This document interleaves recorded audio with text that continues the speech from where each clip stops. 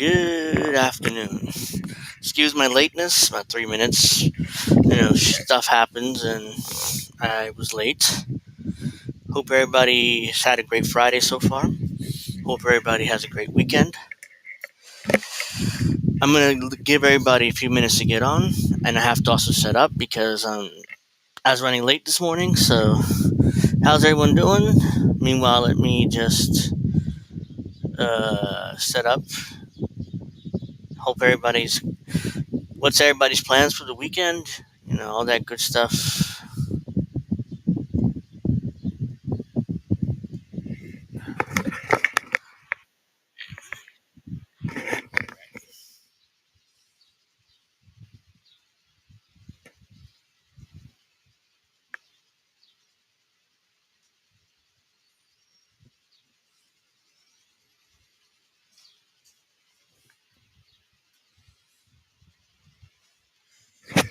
And let's see. Let's set up here. Also, let me make sure everybody knows I'm live. So I am live right now.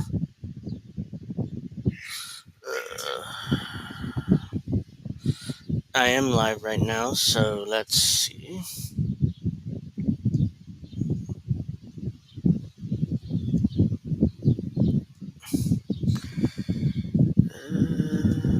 Okay.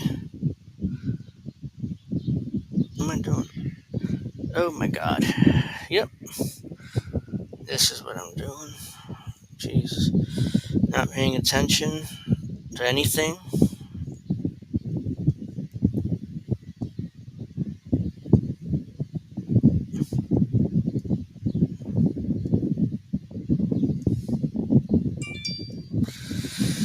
Yeah.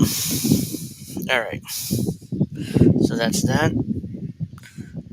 Let me do this. Let me make sure I'm completely set up here. I don't want to just be searching for shit awkwardly and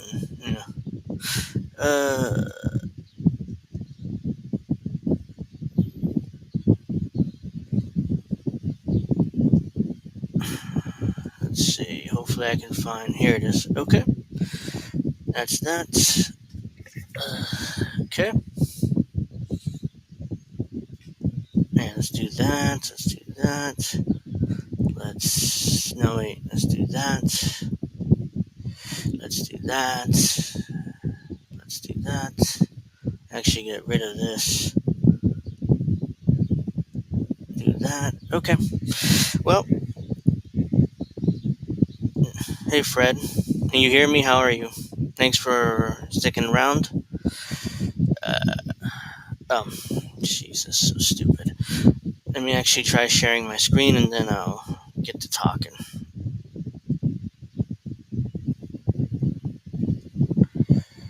Alright. So I'm gonna start off with this. It's a video that I uploaded to my channel on Monday. Just cleaning off some dirt from my computer. And the last 10 minutes of the video I spend pointing out how Democrats aren't as evil as Republicans are.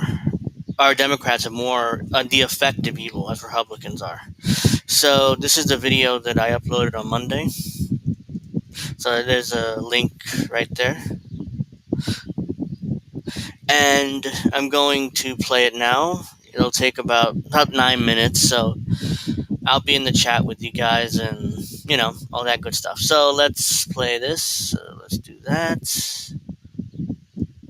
Actually, let's do this. Ignore me right there, Okay, so let's do this. Get rid of myself. I'll be back in a few minutes. After this is done, you'll see me again. This is live me. That's past me right there in the black shirt. So you'll see me in the red shirt after this. So see ya. See you later.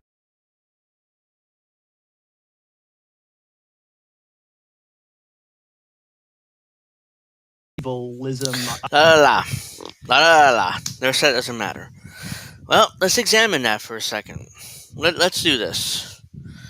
let's examine that because I think it's really important. So, according to Kyle Kulinski, the Democrats are a lesser evil than the Republicans. Okay, let's examine that for a second. I'm gonna spend the next, I don't know, 5 or 10 minutes examining that. I'm gonna take you guys through a history lesson. Hopefully, it's not so boring, but we'll see. 100 years of history. All right, let's see. Who passed the New Deal? That's right. FDR, Kyle's favorite president, the one that he loves to kiss his ass all the time. So he passed the New Deal. How did he pass the New Deal? Oh, that's right. He came together with racist Democrats in the South, aka Dixiecrats, and got them to agree to pass the New Deal. So that meant that black people weren't allowed to benefit from the New Deal. Okay, you say, okay, that's fine. That was the politics at the time. He had no choice. Okay, fine. I'll move on from that. It's not here. Let's move on to a few years later. World War II is going on. Who interned the Japanese Americans? Was it the Republicans? No, it turns out that was FDR, a Democrat. He interned the Japanese with Executive Order 1030, I believe it was, I remember correctly. And he interned Japanese Americans for 3 or 4 years to the end of the war. No reason for it. He just did it. It's like, the Japanese Americans, they must be agents for the Japanese government. So let's, for the Imperial Japan, so let's just inter them for no reason until the end of the war. Great. There we go. Now let's continue with World War II. Who dropped the atomic bomb? Was it Republicans? Was it, I don't know, Richard Nixon? Oh no, it turns out there was another Democrat, Harry Truman.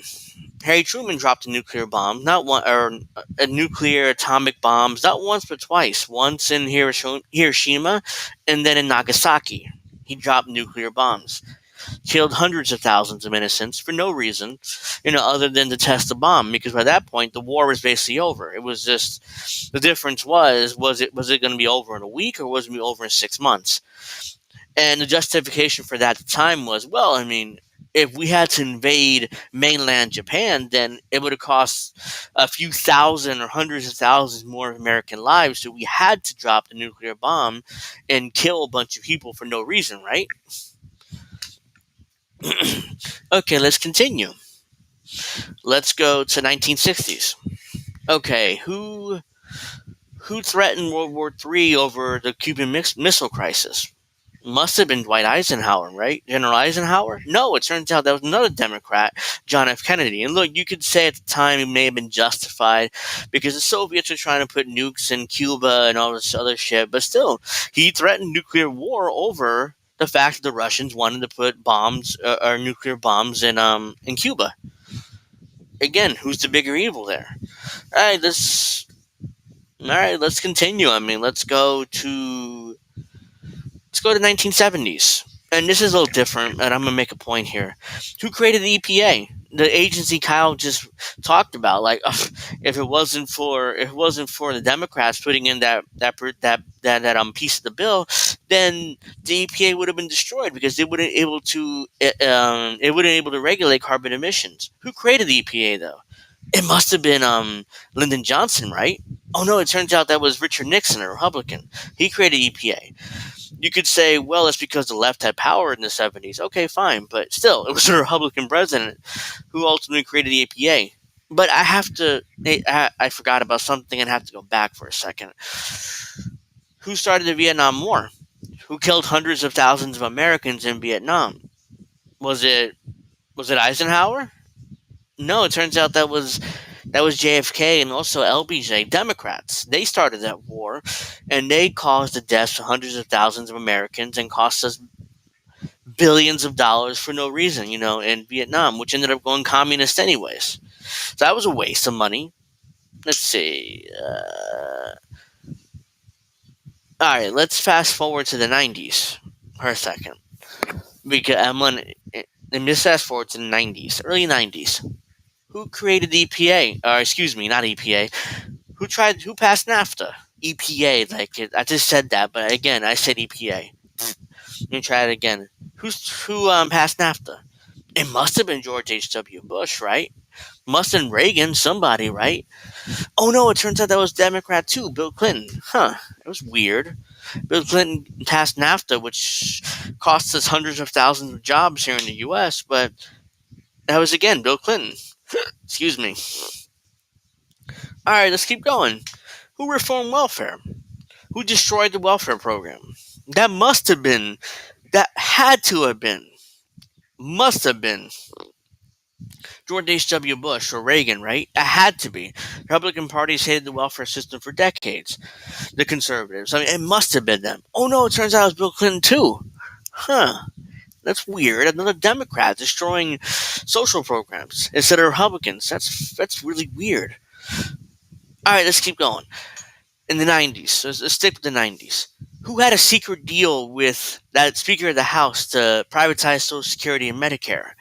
Again, that must have been George H.W. Bush. That must have been Reagan. Oh no, it turns out Bill Clinton did that too. And it wasn't for the fact that he got a blowjob from Monica Lewinsky and that came out, this deal would have happened and we wouldn't have Social Security and Medicare today. Huh, that's weird. It's just so weird. Like, according to Kyle Kulinski, I mean, the Democrats are the lesser evil, right? I'm baffled by this, guys. All right, let's keep going. Who invaded Iraq? Oh, that's right. It was, to be fair to Kyle, it was George W. Bush, a Republican. So, yeah, he got one there. However, who supported the war? Who pushed the war?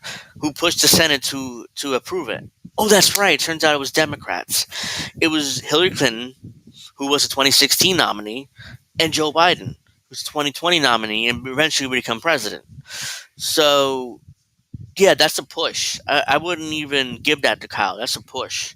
Yeah, George W. Bush was president, but ultimately, if he didn't have Democrat support, he would never been able to invade. Yeah, again, that's sorry. That's a push. Let's go a little bit more, though. A little forward. 2010, 2012. Who tried to do the grand bargain that would have cut Social Security and Medicare? Must have been George W. Bush again. I mean, must have been Mitt Romney. Must have been Mitt Romney who was favored that. Oh no, it turns out that was the Democrats too. It was Barack Obama and Joe Biden. In fact, Joe Biden was point man in negotiations with the House and the Senate over the grand bargain, which would have cut Social Security and Medicare. Damn, again, that's just weird. Because according to Kyle Kulinski, Democrats are the lesser evil. It's just weird. Let me keep going a little bit further. The TPP. Who pushed that? It must have been Mitt Romney and the Republicans, right? They supported it, but they must have been the ones who was the brainchild of that, right? Oh no, it turns out that was Obama too, a Democrat. It just, I only found one example, which was the Iraq War, and even then, that's a push, because because ultimately Democrats supported the war and pushed for the war too. But that's the only thing I found. Everything else is Democrats doing it. Every evil thing that Kyle Kulinski would hate was done by Democrats. Let's see. Let me think. Who is about to start World War III today? Let's go all the way to today, 2023. It must be Republicans, right? They're pro-war. They're neocons and they're pieces of shit. They're motherfuckers. Whatever. They try to start World War III, right, with the Russians over Ukraine. Oh no! It turns out it's Joe Biden, the current U.S. president, and Kamala Harris. Oh man! Oh, this is so embarrassing for Kyle. For Kyle and his butt buddies, the Vanguard. It's just humiliating. I mean, I only found one thing that maybe you can pin on Republicans. Even then, Democrats supported it, so that's a push. Pathetic. Just a pathetic commentary by Kyle. Like, oh, I would debate Jimmy Dore today on that because I would be right. Oh, no, by the way, I just pointed out 100 years of history about how Democrats are actually the more effective evil or the bigger evil, whatever you want to call it. So, no, you embarrassed yourself. You made an ass of yourself. Jimmy Dore wouldn't give Kyle Kulinski time of day, but I would. I would love to debate Kyle Kulinski on this. Maybe, he can beat me. Okay, fine. He doesn't have to debate me. I have 170 subscribers on.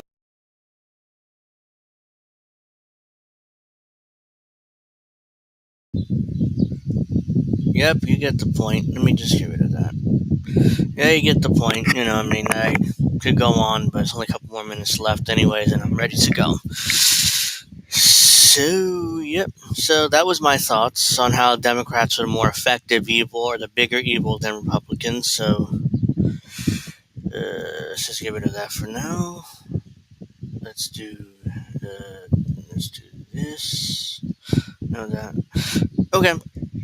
Well, that's that. Get rid of that. Okay, I have a super chat here which I had to read. So, where is it? Ah, here it is. Deconstructing topics. Thank you for the super chat. And it says, I was born in Puerto Rico. I was born in the United States, New Jersey, but my parents are from Puerto Rico. And I was raised in the Bronx. I always listen to Arabizo Campos speeches about U.S. imperial. I don't pick sides in U.S. politics. Well, thank you for the super chat. Really appreciate it. And yeah, I get your point. I mean, it's like, yeah, it's like I'm an American, so I want to pick sides. I don't want to really pick sides, but as well, I do agree with that. He says, "Who is Ryan Christensen on INN now? Who's Ryan Christensen or Christian?" I mean, but I have no idea who that is. Hey, Fred, thank you. How are you? Let's see. Now let's get to this story because here we go. Make this bigger.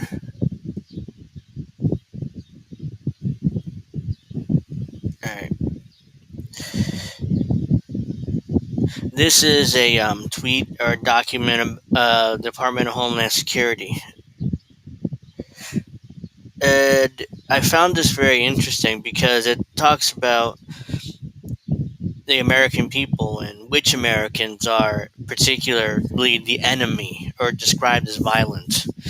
So let's take a look at this. The Department of Homeland Security, Office of Intelligence Analysis, Right-Wing Extremism Report, March 2009, with Supplementary Domestic Terrorism Lexicon, April 9, classifies blah, blah, blah, blah, extremists if they identify one or more of the following criteria among many others, each of which is described as violent.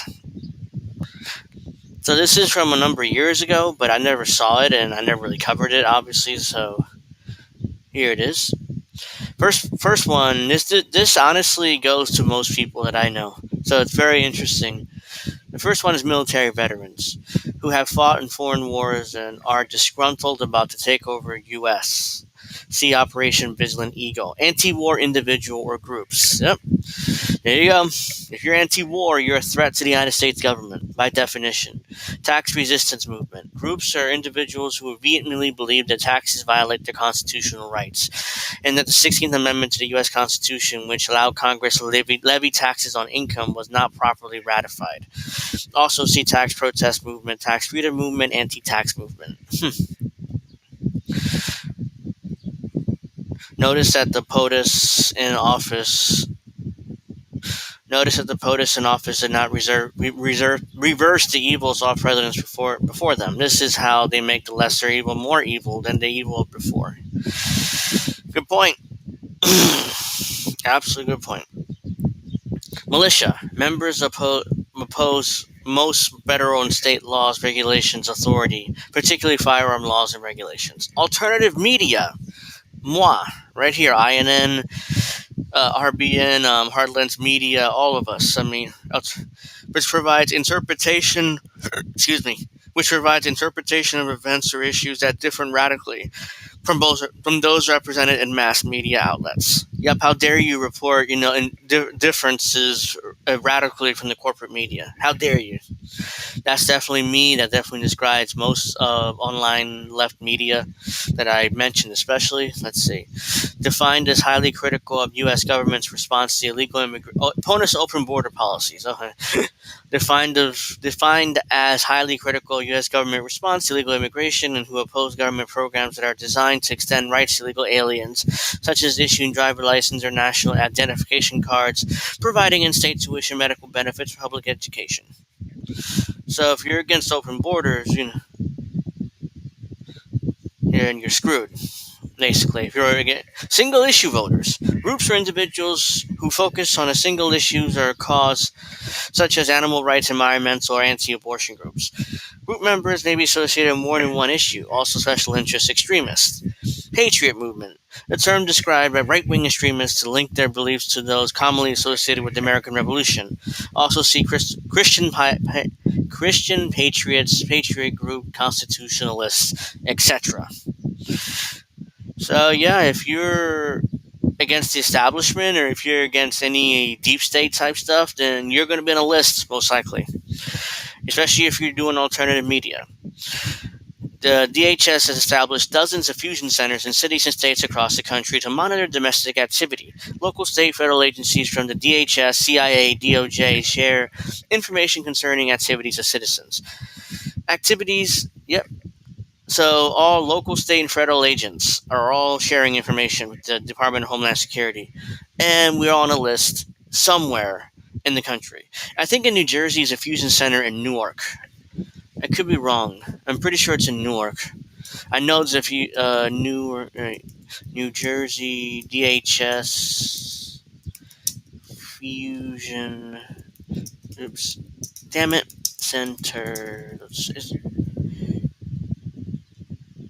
New Jersey Regional Operations and Intelligence Center. Let me see where this is at.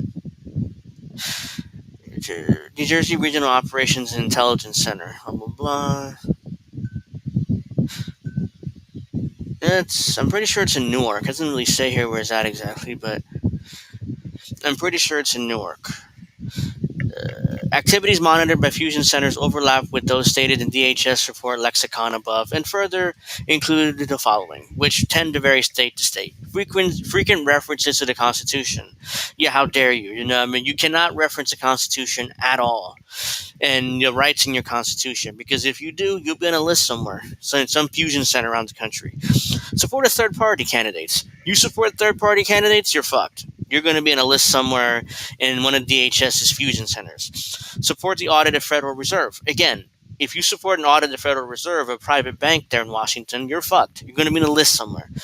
Opposition to a carbon tax to be paid to a World Bank. Again, if you oppose a carbon tax, you're on a list somewhere.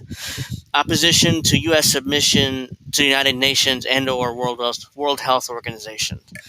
Well, the U.S. controls these organizations, so I don't know why, it says submission, like the U.S. is going to submit to these worldwide organizations. But anyways, even if the U.S. did, if you oppose that, you're on the list somewhere. The FBI's InfraGuard program, in addition to collecting data internally, FBI agents work within the private sector with businesses which report citizens for suspicious activities, quote unquote.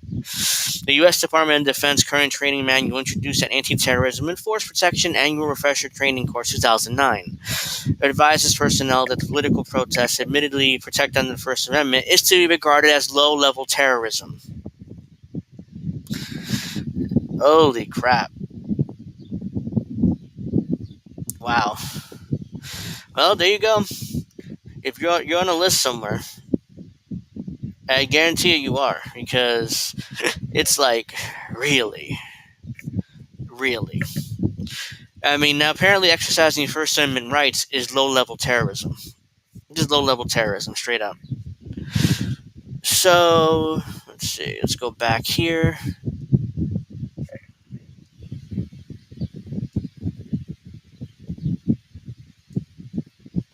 Talking about censorship, let's just play this real quick since I have nothing.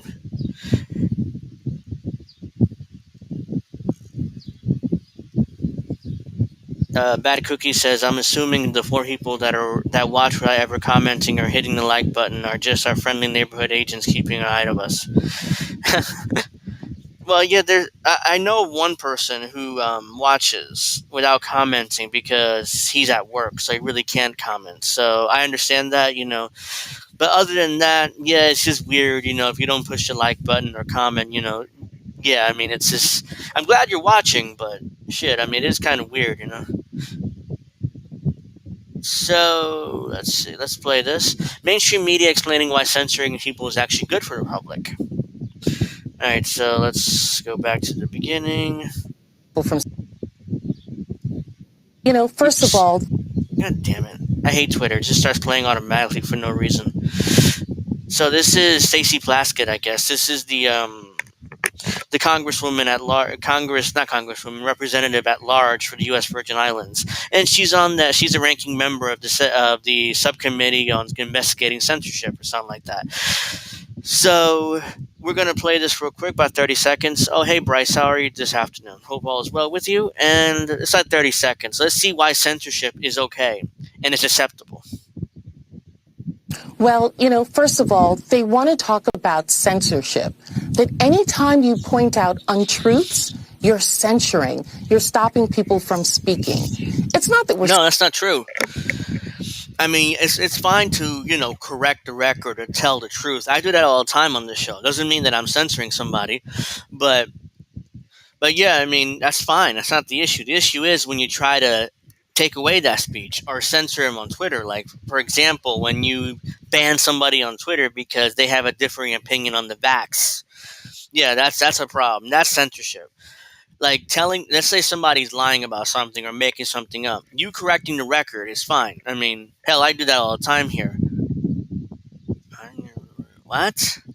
Why did this hop up? Get rid of that. But yeah, I mean, that's fine. What's not fine is you trying to take down my Twitter account because I disagree with something the government says. That's censorship. You correcting the record if somebody's lying about something is not. It's not censorship. That's. Bad Cookie says, I never heard of Plastic until she tried to imprison Taibbi. Now I hate this woman and her corruption is so evident. You never heard of her because she's a representative at large for the U.S. Virgin Islands. She's not an actual congresswoman, so she doesn't have power to vote. She doesn't have power to do anything. All she has power to do is basically introduce legislation and be on committees. That's all really what she does. I mean, she's not trying to vote or anything like that, so... All right, well, let's finish the rest of this. We're not stopping people from speaking. People can speak, but we're also going to give the American people the truth so that they can have science and facts and history against wild, outlandish claims that the Republicans are trying to get. That's not only going to keep them from going to the polls or suppressing vote or telling untruths, but is also really very detrimental to the American people. Well, telling the truth is very detrimental to American people. Can you guys see me or hear me? Because my computer is saying there's connectivity issues for some reason. So hopefully you guys can still see me.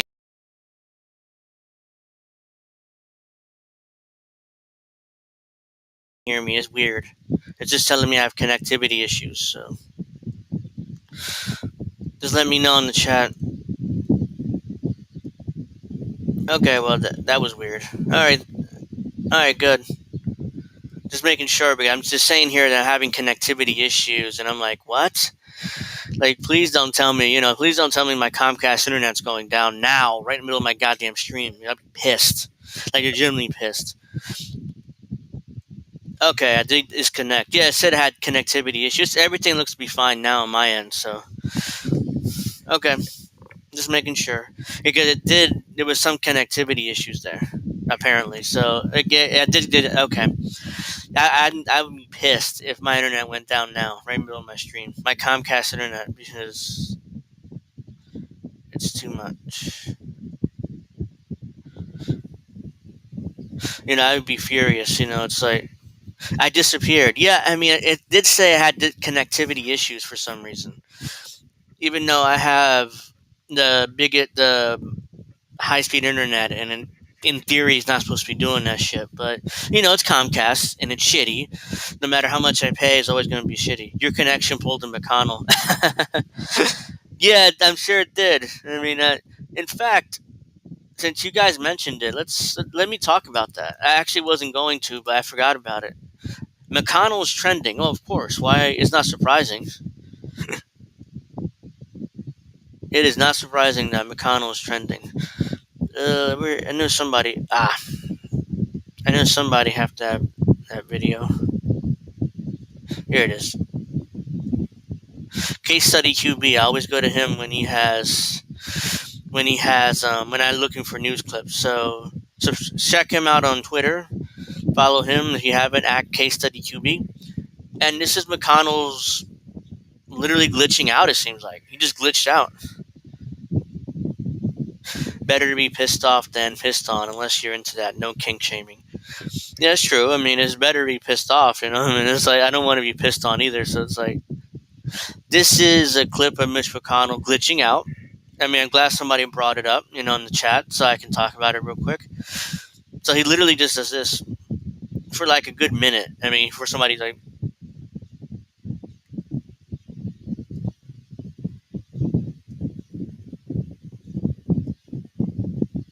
that's what he does. That's what he did. It's like, holy shit. I mean, he's like, he malfunctioned there for a few seconds. So let's play this and I'll talk about it afterwards. Wait a minute.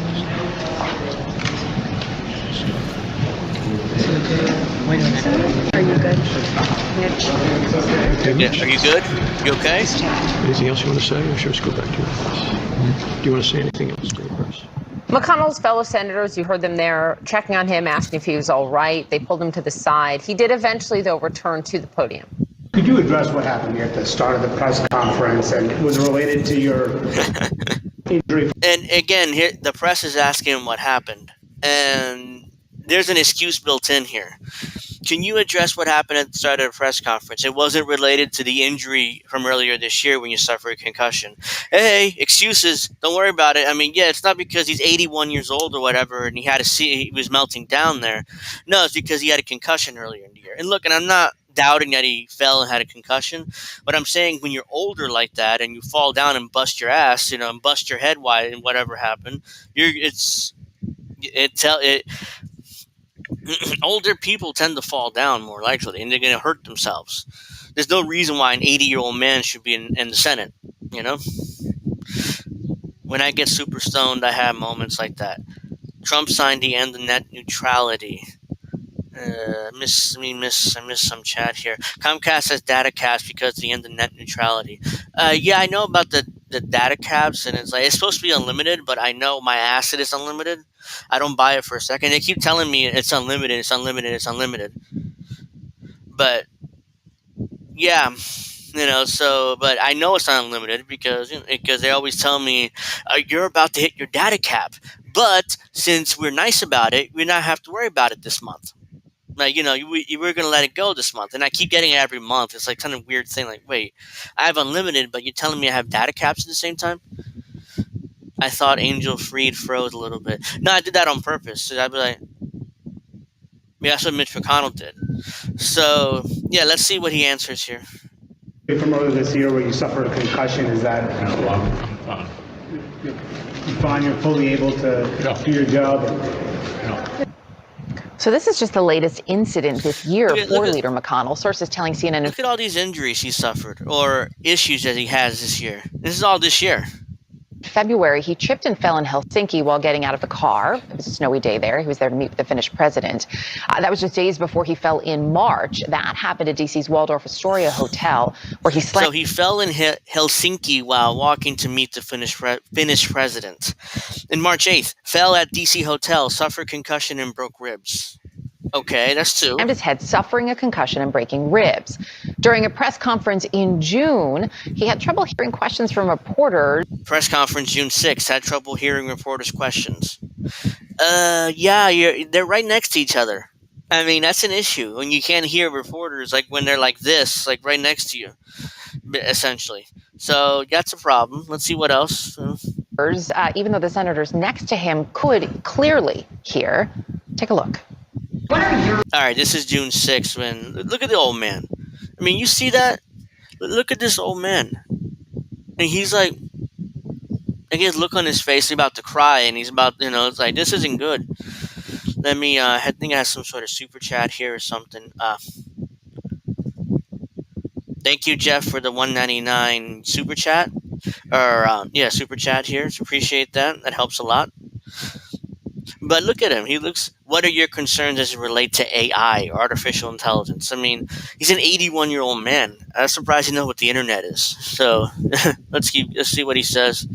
Your concerns as it relates to AI. Repeat that again. On AI, are you concerned at all about artificial intelligence, and what are your concerns related to that? How should Congress address it? What is my concern about? Artificial intelligence. About what? About what? About what? Like, about what? I mean, this other senator, I think that's Thune, had to like whisper it in his ear, and he's still like, "What? About what?" Carlos says his brain is probably looking at a piece of salmon. Well, he's 81 years old or whatever he is. You know, he's not a spring chicken. He's like old. You know. I had a hard time hearing your voice.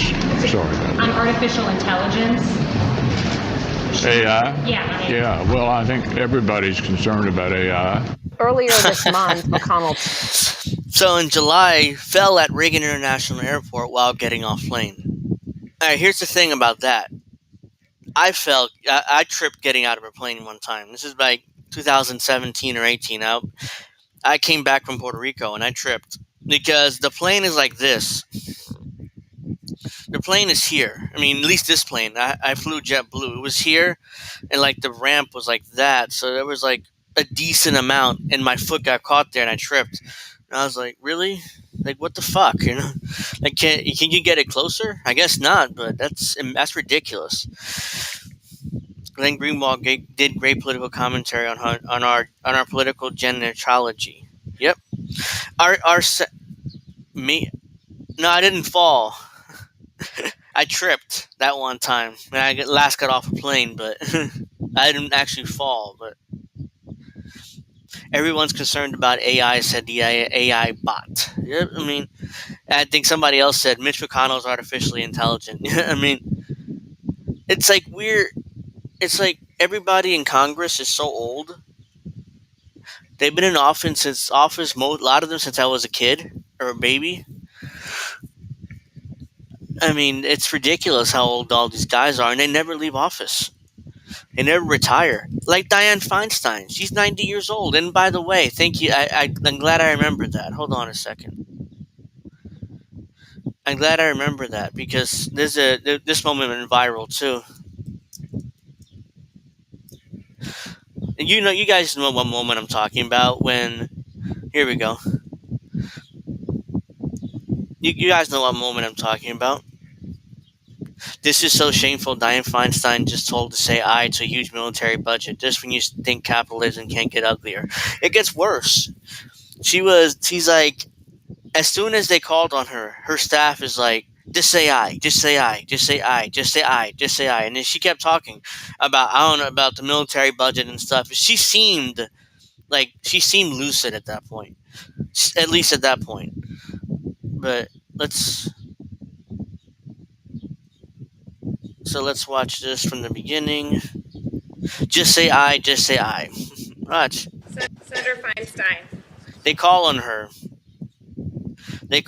and her staff immediately says, just say aye. Don't say nothing. Aye. And she talks for like a good minute before they finally stop her. Senator Feinstein. They're whispering in her ear right there. Hold on. She's in that green right there, right in the middle of the room. Or right here. I'm not sure you guys can see my mouse, but she's in the green right there, and there's a staffer like right next to her, like whispering in her ear. Look at that. I mean, so that's right there. She's in the green. You can see a staffer right there, so instantly. But let's continue with this. Say aye. Say aye. Aye. Say aye. Yeah. Just say aye. It's the third time. Support a yes vote on this. Okay, you see the mouse? Okay. It provides $823 billion. That's an increase of $26 billion for the Department of Defense. And it funds priorities submitted. Just say aye. Just say aye. Yeah, just say aye. They're blatantly right there, that lady. Aye. Thank you. Senator Feinstein. And somebody in the chat said it, but hold on. Look at how proud she is when she say aye. She's smiling. Look at that.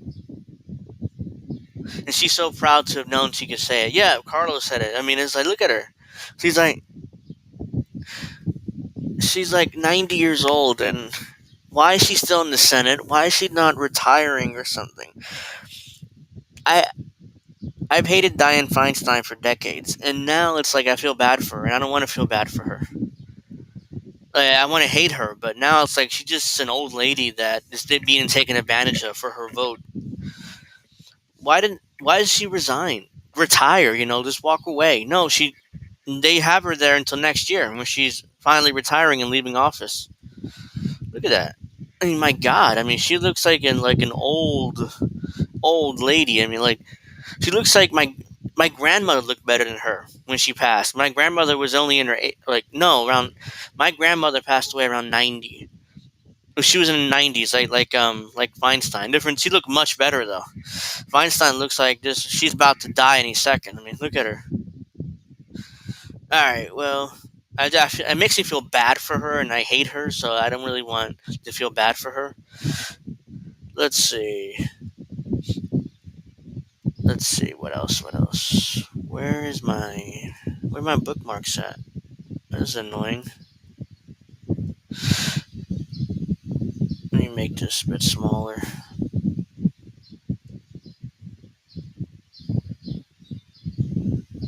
Ah, there it is.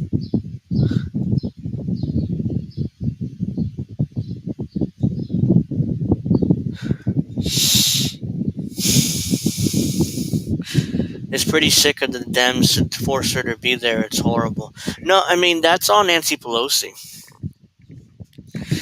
That's her fault. And I assume you guys may know this, but if not, then I remember reading an article very clearly that it was her fault. She was the one because Nancy Pelosi's daughter was taking care of her when she had shingles. She was out of the Senate for like 6 months. Or 3, whatever it was, 6 weeks, whatever it was. And Nancy Pelosi's daughter was taking care of her while she had shingles. So she was out. She comes back recently, and Nancy Pelosi's daughter is still with her. Like, she's like her caretaker. And the reason why she won't retire is they won't let her retire is because Adam Schiff is running for the Senate seat. And if Feinstein retires now, basically that would force Governor Newsom's hand, because Governor Newsom promised if what's-her-face retired, Feinstein, then he would appoint a black woman to that Senate seat. And Adam Schiff clearly not a black woman. So, which is why Nancy Pelosi is desperately trying to keep her in the Senate another year and a half, so Adam Schiff can run and very likely get elected to that Senate seat. And then, Nancy Pelosi has her boy in the Senate, Adam Schiff. So that's what this is all about. And Pelosi herself is 83 years old, but at least, she's still lucid, for the most part. Unless she's drunk, and that's different, but she drinks a lot. But I can't judge her because I tend to drink a lot too, so... Yeah, so that's the story behind why Dianne Feinstein's still in the Senate seat.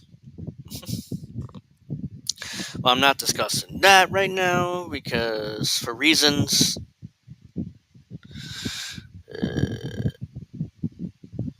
Now, this isn't. Speaking of Pelosi, I'm glad somebody brought her up in the chat. It makes this a little bigger though. Yeah, I gotta make it a lot bigger. You guys can barely see it. Alright. There we go.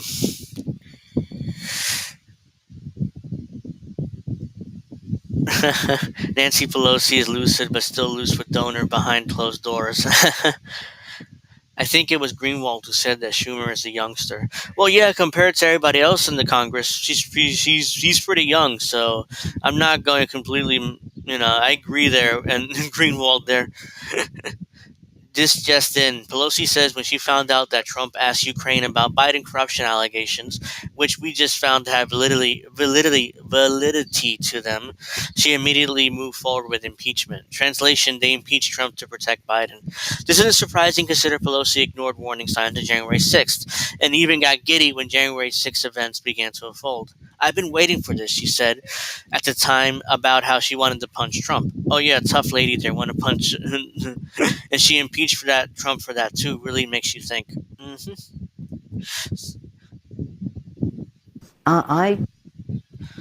So basically the impeachment was to protect Biden. The first impeachment, the one about Ukraine.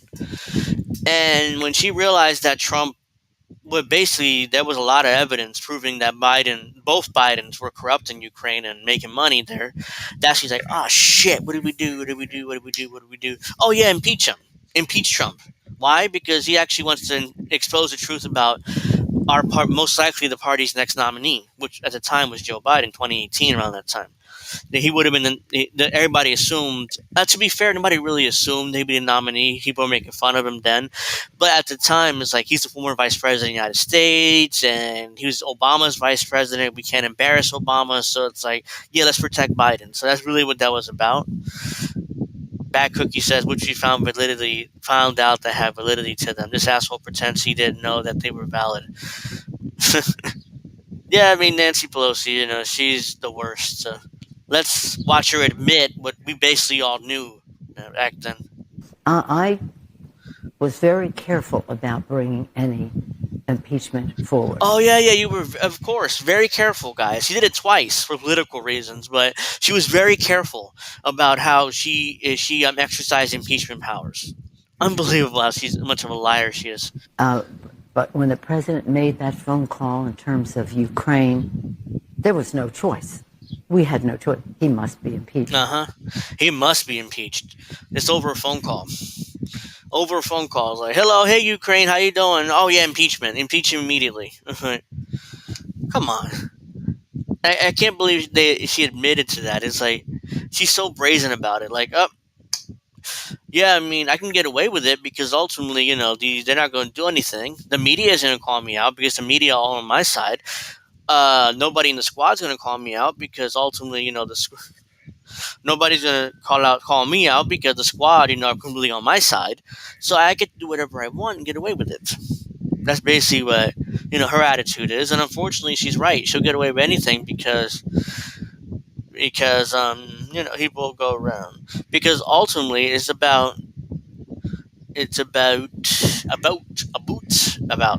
Obama bin Biden is an asset. Asshat. He wants to proxy war in Ukraine, so the file cabinet with all the docs get blown up. Yeah, I mean, I wouldn't be. Look, there's evidence that Biden was corrupt, not only in Ukraine but also in China. I mean, Hunter Biden is a master. He was a master influence peddler. He's like, hey, yeah, my dad is a VP United States, a former VP United States. I can get you all these cushy deals with his power, and I could get you anything you want so long as you give me money. And I have to kick back 15% to the big guy, a.k.a. Joe Biden, the vice president then. So, which is why they impeached him, because they want to hide that evidence. And now, all of a sudden, it seems like Hunter Biden didn't have his little plea deal, which, again, I wasn't going to cover, but, of course, since I brought up Hunter Biden, I have to cover it now. So, we have... excuse me. So Hunter Biden went into court yesterday. You know what? Let me look this up. So he went to court yesterday in order to Biden. Yeah, he went to court yesterday to accept the little plea deal. Well, guess what? Guess what happened? He didn't get his plea deal because the judge didn't accept the plea deal because of other stuff that was going on. And hey, Nikki, how you doing? I haven't heard from you in a while. Thank you for watching. I greatly appreciate it. Read up. I saw all your emojis there. It's like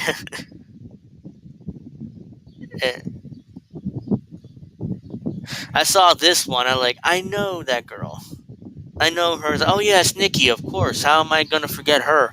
That's why I was like, wait, who is that? It's like, oh yeah, it's Nikki. How you doing? I was like, I was thinking to myself. I saw that at first. Like, who is that? I know her, and it's like.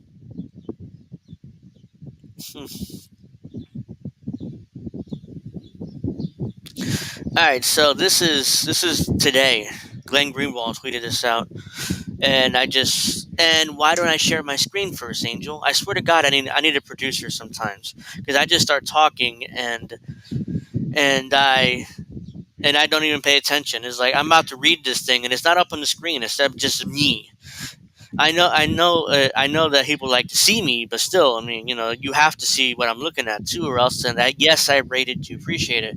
Appreciate you watching. Appreciate you, all that good stuff. So let's take a look at this. when the corruption parading the entire Hunter Biden prosecution is right up there, right up to and including the plea deal that fell apart upon the slightest judicial scrutiny, is genuinely shocking. But Dems have been trained to believe anything involving the name Hunter Biden is trivial. So let's take a look at this. He read this tweet. Here's a wild detail from the Hunter Biden transcript. Oh, he works for, this guy works for Daily Caller, apparently. So he works for Ben Shapiro. The infamous paragraph 15, which contained a stunning non-prosecution agreement with Hunter, wasn't provided to the judge until right before the hearing. Judge, I didn't get a copy of paragraph 15. Jesus Christ. This is right there. I'm not sure. Wait, let me just do a close-up. All right, so we're going to discuss the agreement in a bit. But for now, let me say, by the way, I didn't get a copy of paragraph 15 of the agreement, but the parties provided me with a copy of that agreement prior to this hearing. So that's what I'm going to quote in this moment. So in other words, the judge, or neither the defense nor the prosecution, never gave the judge paragraph 15 of the agreement, which is a non-prosecution clause of the agreement.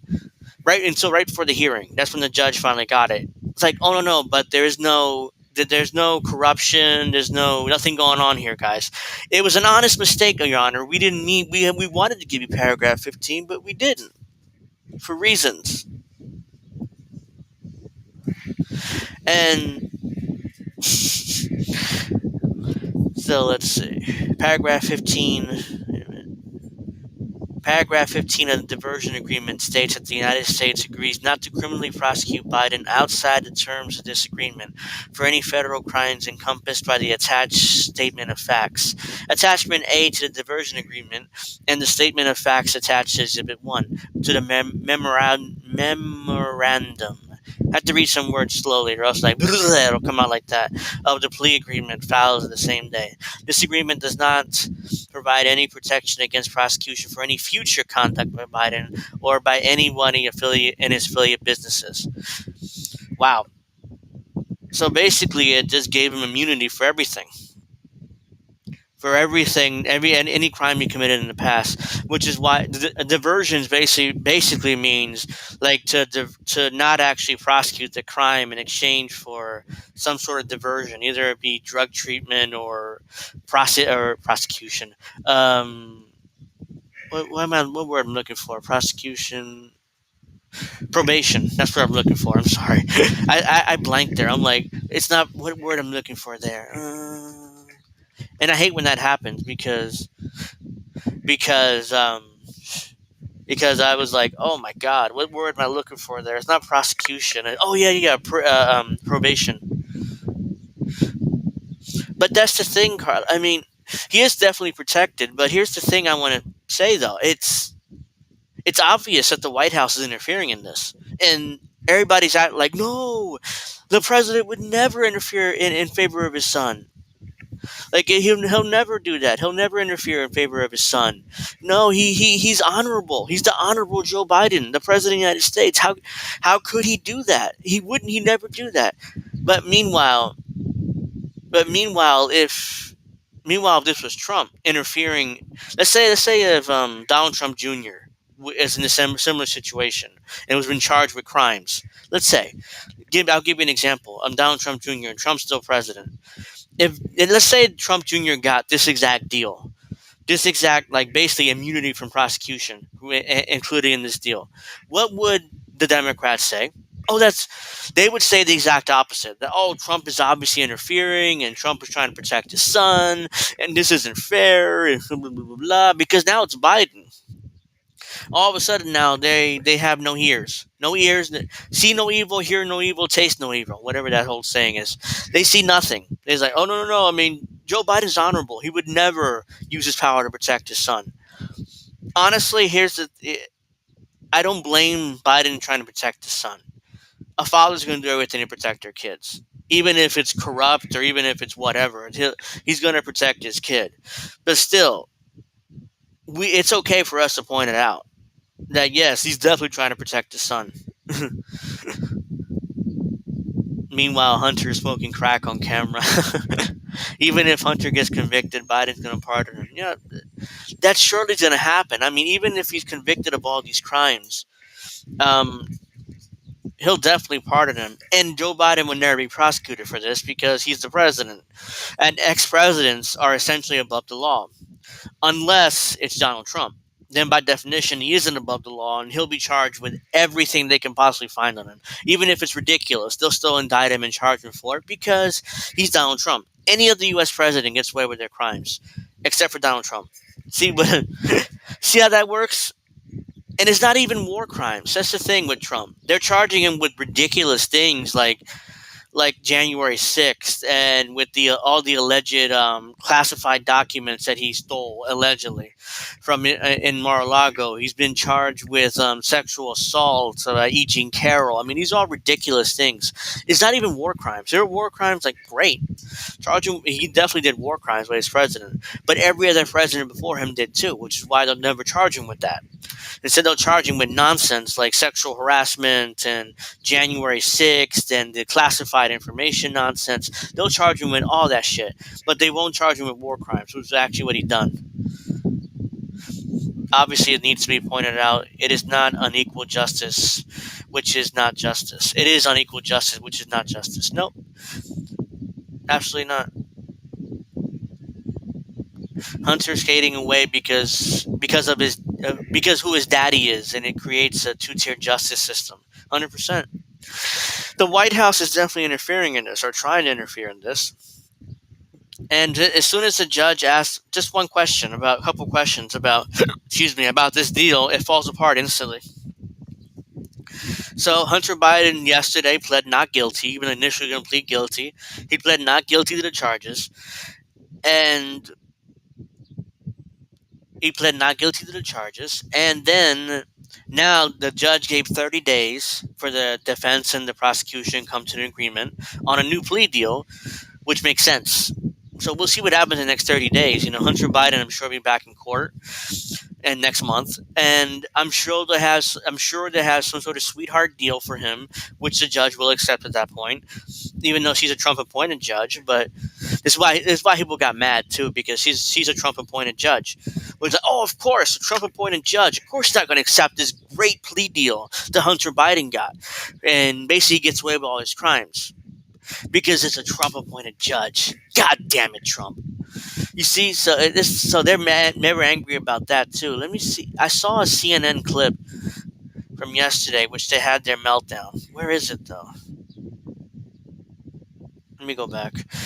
I should have bookmarked this. Of course, I didn't bookmark it because I was going to cover it, but I ended up covering it anyway. So, yep. Let's see.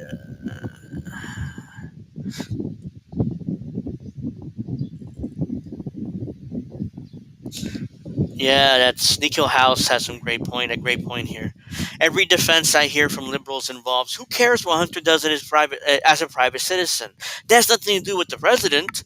Then why the hell is he pulling up with the president's Secret Service protection on my tax dollars, a full-grown adult? That's brutally honest. I mean, that's 100% correct. I mean, it's like, oh, well, he's a private citizen that has no connection to the president. I mean, blah, blah, blah, blah. Then why in the world is he still using the president's Secret Service detail?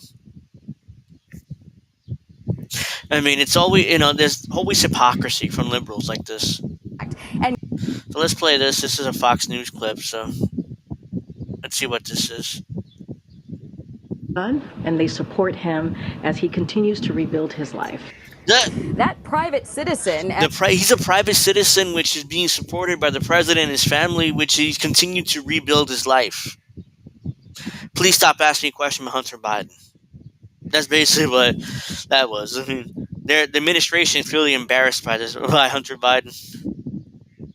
As she describes Hunter Biden, was escorted to court this morning in a multi-car Secret Service motorcade, presumably funded by taxpayers. So it's frustrating to reporters here that we can't get answers for the taxpayers about the Secret Service protectee we're asking about, or about any potential links to the president. The prosecutor said in court Hunter Biden's being investigated for matters other than tax evasion and unlawful gun possession, revealing that the government could potentially bring a charge under the Foreign Agents Registration Act. FARA.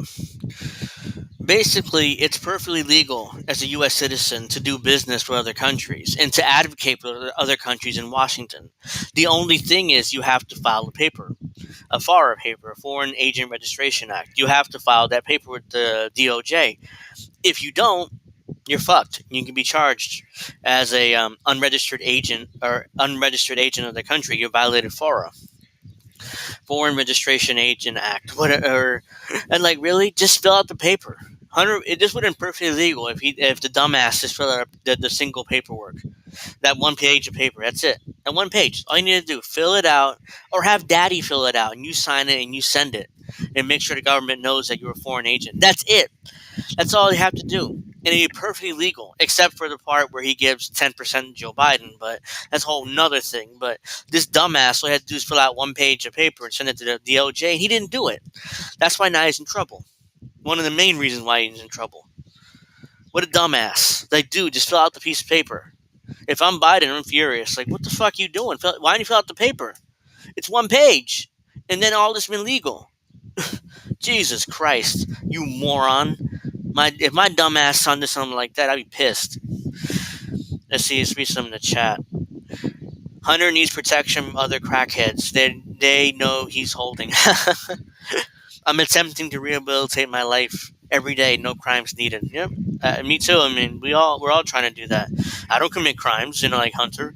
F that. Throw Hunter and GP, general population, in prison. Let him fend for himself once in his life. That's never going to happen because, he's daddy's little boy. He's the president's son, and Biden's always going to look out for his little boy. Will Hunter get Epsteined? I don't know. I don't think so because ultimately, he's the president's son and the president let his son get killed, but weirder things have happened in this world. And given that this other universe of material could potentially implicate President Biden, we wanted to ask if the White House would support a special counsel to oversee this, to ensure the independence of the Department of Justice and AG Merrick Garland, Nope. Biden ain't going to support a special counsel. who reports to President Biden. But Karine skipped over Fox in today's briefing. We were not called on. Ooh, I wonder why that is. I wonder why Fox was skipped. It's like, oh no, we're not calling on Fox News today. The only one's going to ask us tough questions.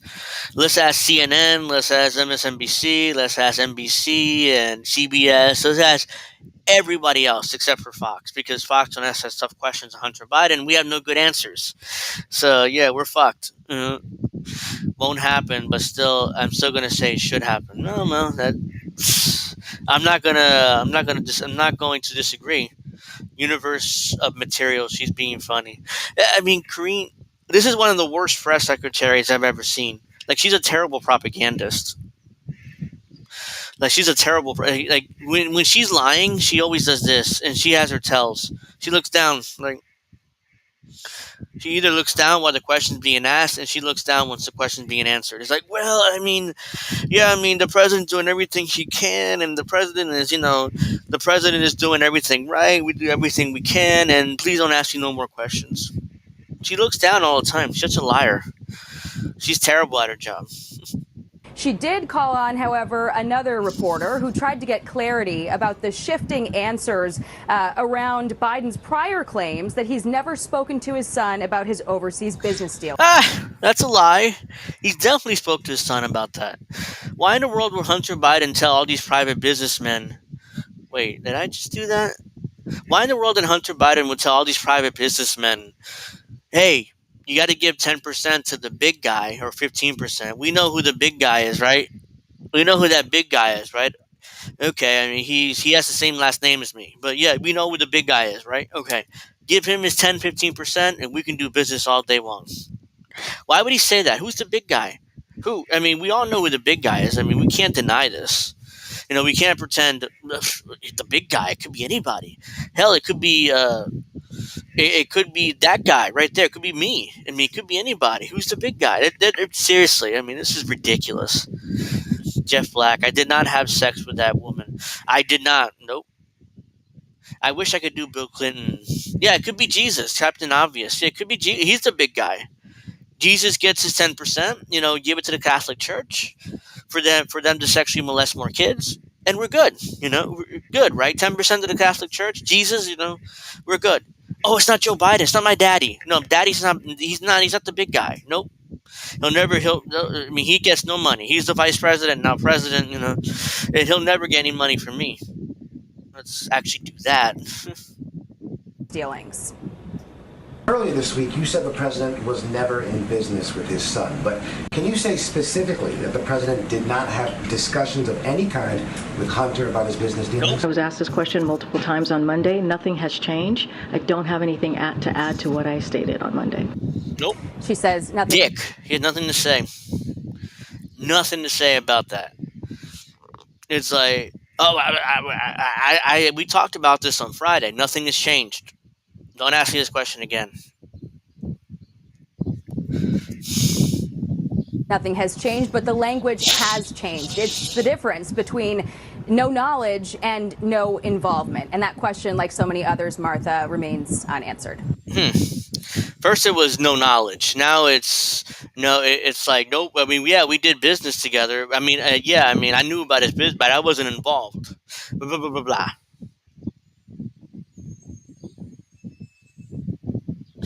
Wow, look at this motorcade. Look at it for the president's for the president's loser son. Look at this. Look at this motorcade. That's for Hunter Biden. Like he's the president. Look at this. 1, 2, 3, 4, 5, 6 cars. Look at that. Look at that motorcade. It looks like the president of the United States going to court. It looks like Trump is going to court. That's what it looks like. This is the motorcade that Trump has. And it's probably bigger motorcade. Look at that. 1, 2, 3, 4, 5, 6 Secret Service agents just right there. How many are on in those cars?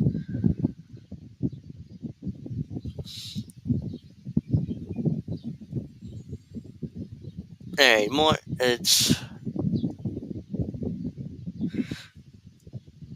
I'm sure his lawyers are in there, unless his lawyers got there first, and they're not actually part of his motorcade. I don't know. But look at that. That's unbelievable. Like, he's the president of the United States. Look at 1, 2, 3, 4, 5, 6. I'm pretty sure they're all Secret Service agents, or at least some of them are. That's ridiculous. Like, he's the president of the United States or somebody important. He's just the president's loser son. He's just the president's loser son, like, oh yeah, I mean, look at that. I still can't believe the Secret Service protection that Hunter Biden gets. Carlos says, yeah, he deposited the money into my Shell LLC, but I didn't know where he got it from. They wouldn't give RFK Jr. a security detail. Nope. That came out today, I think. I saw that this morning, that the Biden administration didn't approve a Secret Service detail for RFK Jr. But meanwhile, Hunter Biden gets a gigantic Secret Service detail. And he's not even the president or even the White administration. He's not the president, he's not in the administration, nothing. He just gets a gigantic Secret Service detail for no reason. Oh yeah, this lie. This was infamous. Back from the debates. Hold on. Flashback. Biden says Hunter Biden didn't make any money from China. Trump knew different. Look at this. Trump knew different. Because he's the president and they obviously investigated this. So he knew different. Watch. My son has not made money in terms of this thing about, what are you talking about? China. My son has not made money in terms of this thing about. What are you talking about? What are you talking about? China. That's right. My son has not made. He's like, what were we talking about? Oh yeah, that's right, China. He didn't make a dime from China. He forgot literally what they were talking about. What the question was. It's like, oh, my son did not make a dime from. What were we talking about again? Oh yeah, that's right, China, as Trump would say. Nepotism. Trump did it too. Yeah, I'm not saying Trump didn't. I'm just pointing out how Joe Biden's a liar in this situation. All right, now let me see. Yeah, I think I covered that enough. just in, Hunter Biden directly contradicted his father to Judge Noriega by admitting to getting paid $664,000 from a Chinese Communist Party-backed company. The news comes on the same day that Representative James Comer detailed how the Biden family used shell companies to deceive the IRS with Chinese wire transfers. During the 2020 debate, Joe Biden claimed his family never made any money from China. This appears to be completely false. So Hunter Biden contradicted Daddy. Again, he had to because, he's in court. He can't lie. He can't lie in federal court, but he had to admit, oh yeah, by the way, I made $664,000 from a Chinese Communist Party-backed company, and we deposited it into shell companies, and my daddy probably did get paid. It's like the administration is falling apart quickly, and this isn't good for Democrats.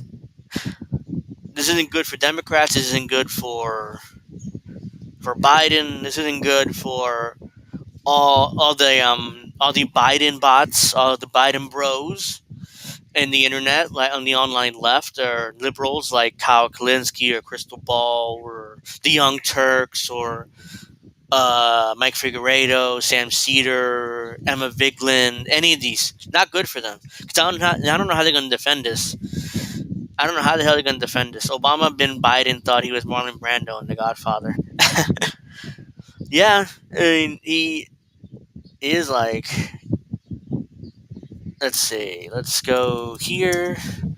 So, yeah, Hunter Biden is corrupt. He's a dumbass, too, on top of that, because if he would have properly filed his paperwork, none of this probably would have happened to him. Or at the very least, it wouldn't be as bad.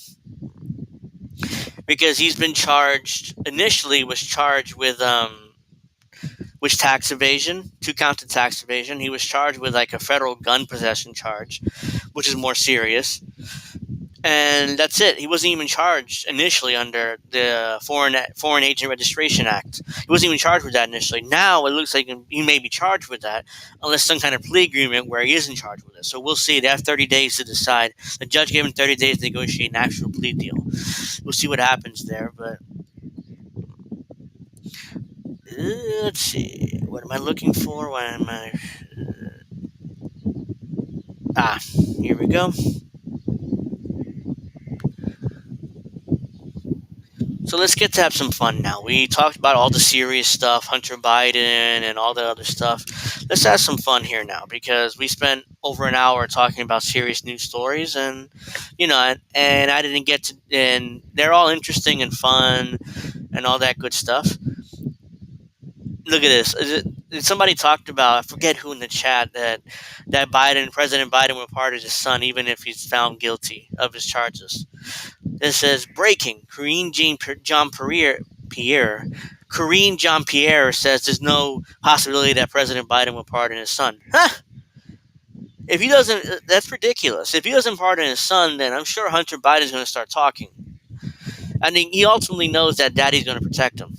That's ultimately. So if he doesn't protect him, he leaves him rotting away in jail, then Hunter is definitely going to talk.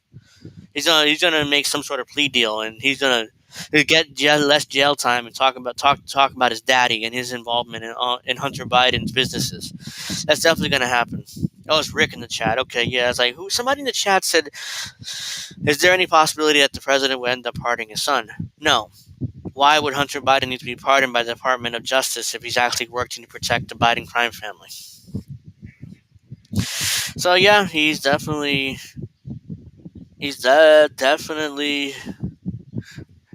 wants to pardon him, like desperately. Hunter Biden's obviously looking. He knows also, even if he's convicted, Daddy's gonna pardon him. Even if it's out of office, if he loses, let's say next year, even leaving office, he'll real quickly pardon his son. So for any crimes he may have committed. So that's definitely going to happen. So let's get to some fun now. I want to have some fun here in the next hour. So let's get to this. My favorite YouTuber to make fun of, Kyle Kulinski, white, blonde-haired, wannabe Eminem boy band, Kyle Kulinski. So he's upset. He's upset because the Saudis decided to make an offer to to what's his face, Kylian Mbappé, whatever his name is, the famous soccer star from France, football star from France, because I don't want to piss people off. Because when I say soccer, immediately it's like, oh no, it's football. It's like, okay, fine, football. Don't fucking cry to me about how it's when I say soccer. But Ken Kulinski, I like that. He definitely Ken. Barbie Ken. So yeah, he's upset. The Saudis have offered $1 billion to Mbappé, even though it turns out not really $1 billion, but technically. But before we do that, oops, I don't want that.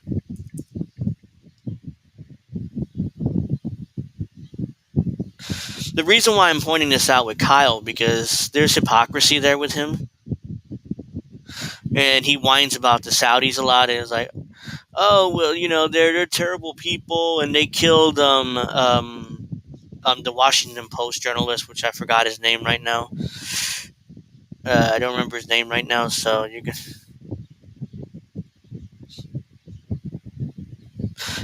What is his name? Jamal Khashoggi. That's right. He tried to kill Jamal Khashoggi. They killed Jamal Khashoggi, and they're terrible people, and this, that. Oh, they also bought the PGA Tour, and I hate that because I love golf so much, and I guarantee you he's going to watch the PGA Tour. Khashoggi. Yeah, I know. I forgot. Again, I'm blanking a lot today. It's like, what is his name? What am I doing? I don't know why. It's one of those days for me. So let's check this out. So real quick, all these goddamn ads. Jesus Christ, I can't even properly read anything without a million ads popping up. And this is Forbes. Kylian Mbappé refuses talks with Saudi club offering $1.1 billion, report says. Paris Saint-Germain's forward Kylian Mbappé refused to meet with Saudi Arabian soccer team Al Hilal, which offered him a world record $1.1 billion deal, for 1 year, by the way, as rumors swirled about the Frenchman's transfer, according to French newspaper L'Equipe. I hope I'm saying that right. I butchered that probably, but who cares? On Monday, PSG permitted the Saudi club to negotiate with Mbappé among receiving a $332 million or 300 million euro transfer fee from Al Hilal amid a contract standoff with star striker, according to multiple reports. Delegation officials from Al Hilal hoped to meet with Mbappé when they were in Paris to finalize the signing of the Brazil striker Malcolm from Zenit St. Petersburg, but were rejected as 24-year-old is never considered to transfer to Saudis an option, according to L'Equipe. PSG has not officially confirmed Mbappé rejecting the $1 billion deal, blah, blah, blah. He's already agreed to sign with Real Madrid in 2024 as a free agent. So apparently he's already signed, he's signed with Real Madrid for next season, or he's agreed to some sort of contract with them for next season. But for now, he needs to play this season, obviously, so he needs a home. He's not going to Saudi Arabia, so that's that. Use the reader mode in your browser. Oh, well, that would be brilliant if I actually remember to do that.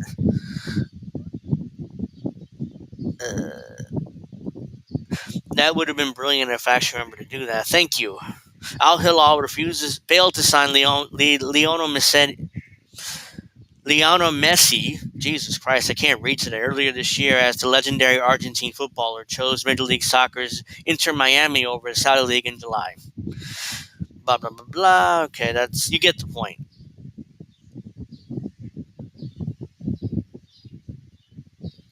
So it's not really $1 billion offer. When I read that, I thought, $1 billion, really? For 1 year? Yeah, the highest paid player in baseball right now is Aaron Judge. He's on the Yankees. He makes $40 million a year. The idea of one player making $1 billion for a year is just insane. And so I read further and I realized, oh, he's actually going to make $232 million this year if he signed with the Saudi team. That's still a shit ton of money. That's still a ridiculous amount of money. It's like $232 million for 1 year. And if he reaches all his incentives, it's about $700 million. So it's for 1 year. Holy crap. It's like I should have taken up soccer or football.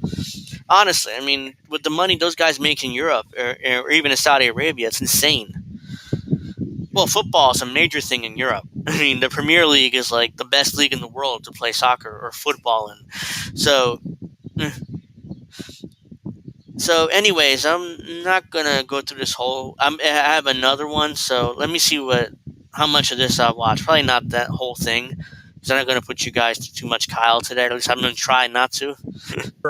It was not long ago that we learned Saudi Arabia was effectively trying to buy professional golf. Yes, Rick said for Saudi Arabia, it's chump change. Yeah, that's why, like $200 million for 1 year for one player. It's like, holy crap! What are you guys doing? I mean, the Saudis are going to drive up salaries like crazy. The Twitch feed has no. $700 million a year. It's actually for 1 year, but yeah, that's what if he reaches all his incentives, because there's a lot of performance incentives too. So if he reaches all of them, it'll be around $700 million. If he signs with the Saudi team, which he already said he isn't, that's a lot of money to turn down for 1 year. But God bless him. I'm glad he turned it down. I once had an idea to play soccer. I kicked that around until I decided against it. I should have taken up soccer. Watch how much money these guys get paid in the Premier League. It's insane.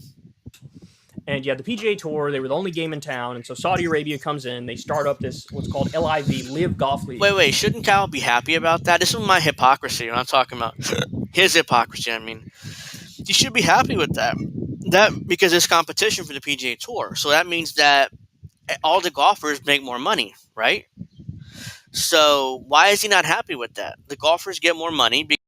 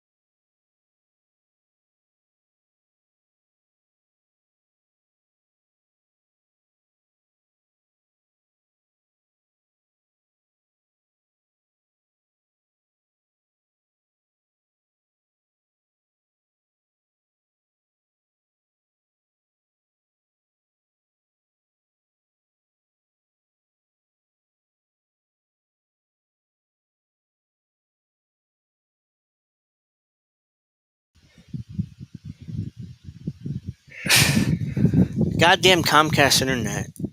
Sorry about that. Everything seems to be fine now on my end, so hopefully you guys can see or hear me with no issues. Angel's having a glitch McConnell moment. The fucking Comcast internet's embarrassing me now, so it's like... So, let's continue with this, and everything seems to be fine now, so... And they start paying colossal contracts to some of the best golfers in the world. And, watching this, one of the things I said at the time was like, what's to stop them from buying, like, any professional sport they want? Or all professional sports? Guess what? We're now moving down that path. So this is in front office sports. Yeah, my goddamn internet connection's fucking with me today, and I hate that. Because most Fridays, most of the time it's fine, and today it's not. Today it's like, yeah, we don't feel like connecting today, so fuck you. Now you're gonna have to deal with bullshit like, oh, disconnecting issues and all that other stuff. Let me keep playing this so we can get through this quickly. They say Saudi Arabia reportedly offers $1.1 billion for a soccer superstar named Kylian Mbappé. Forgive me if I pronounce that incorrectly. I don't follow soccer or football, as many of my international fans would call it. So here, I'll give you some of the details. Saudi club Al Hilal, majority owner by the PIF, that's the Public Investment Fund of Saudi Arabia. This is the whole thing where they're trying to sports wash their reputation. Is offering a 1-year deal to the PSG striker. Yeah, we already know this. $40 million. The 1-year contract has had 5 or 6 different back surgeries, a number of knee surgeries, and he just destroyed his right leg in a car accident. It was basically surgically rebuilt with metal. Yeah. Pay more for your internet, they say, it will be worth it. It's like, real. I mean, right now my Comcast bill is like $200 a month, which is ridiculous. I barely have money, but I have to pay it if I'm going to continue doing this. And I have a contract, so I have no choice but to pay it. I never should have signed that deal, but I'm fucked. Now I have to deal with it, so we're not much we can do about it. But yeah, it just drives me crazy. The internet access drives me crazy at times. Kyle Kulinski here is talking about Tiger Woods, how the Saudis wanted to offer Tiger Woods $1 billion to play golf for their league, and he turned it down. Which, again, it's fine, but... They offered Tiger like $700, $800 million to come play for their league. By the way, Tiger said no. They continue here, surpassing the current record of $674 million over 4 years that Lionel Messi received from FC Barcelona in 2017. Saudi Arabia's monumental push... And I thought baseball players were, like, ridiculously overpaid. Aaron Judge just signed a 9-year, $380 million contract in the offseason with the Yankees. And I was like, holy crap, it's $40 million a year. That's ridiculous. It's like, and no. The football soccer guys in Europe are making a shit ton more money than Aaron Judge ever dreamed of making. So, push into soccer began last year when Cristiano Ronaldo signed with Al Nassr for reported $214 million annually over 2.5. Holy crap. So $214 million a year for Ronaldo. $214 million per year for 2.5, like, really? $214 million, and that's why I don't believe Ronaldo went to Saudi Arabia. It's like, oh yeah, of course, I'm fucking off to Saudi Arabia. I'm not married though. I'm living with a woman. Is it okay I bring her? And the Saudis said, of course. So we'll make an exception for you in the law. Don't worry about it. Just come. Give you a shit ton of money. Like, okay. Unbelievable. The hypocrisy of the Saudis too is unbelievable. The Saudi kingdom is like, oh yeah, you can't live with a woman unless you married her. Oh, I'm Cristiano Ronaldo, one of the best soccer players in the world, wants to come here? Or football players in the world wants to come here? Oh, yeah, of course. We'll make exceptions in the law. Don't worry about it, buddy. Just come. Years. So he's probably looking at this like, damn, bro, I could have got a lot more money out of it. That's what Ronaldo is probably thinking. They've already infiltrated many sports. They will continue infiltrating sports. And I need everybody to understand exactly what this is. Let's whitewash our horrific, barbaric reputation. Let's make people overlook the fact that women are second-class citizens, that they're forced to cover up in the street, that we do public beheadings for witchcraft and apostasy and sorcery and drug smuggling and all sorts of things that are minor crimes or non-crimes at all. Let's try to distract people from the fact that we've been waging a genocide in Yemen, where we've killed probably hundreds of thousands of people. Yeah, and who helps the Saudis in that genocide?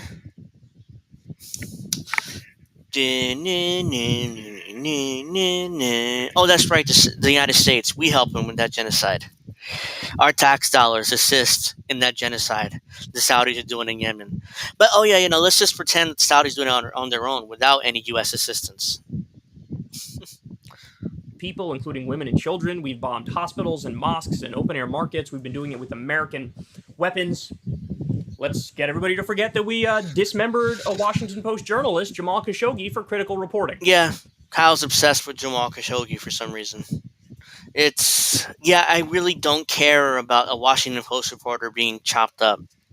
Maybe I'm a bad guy, maybe I'm an ass, maybe I'm whatever you want to call me, but I really don't care about Jamal Khashoggi getting chopped up.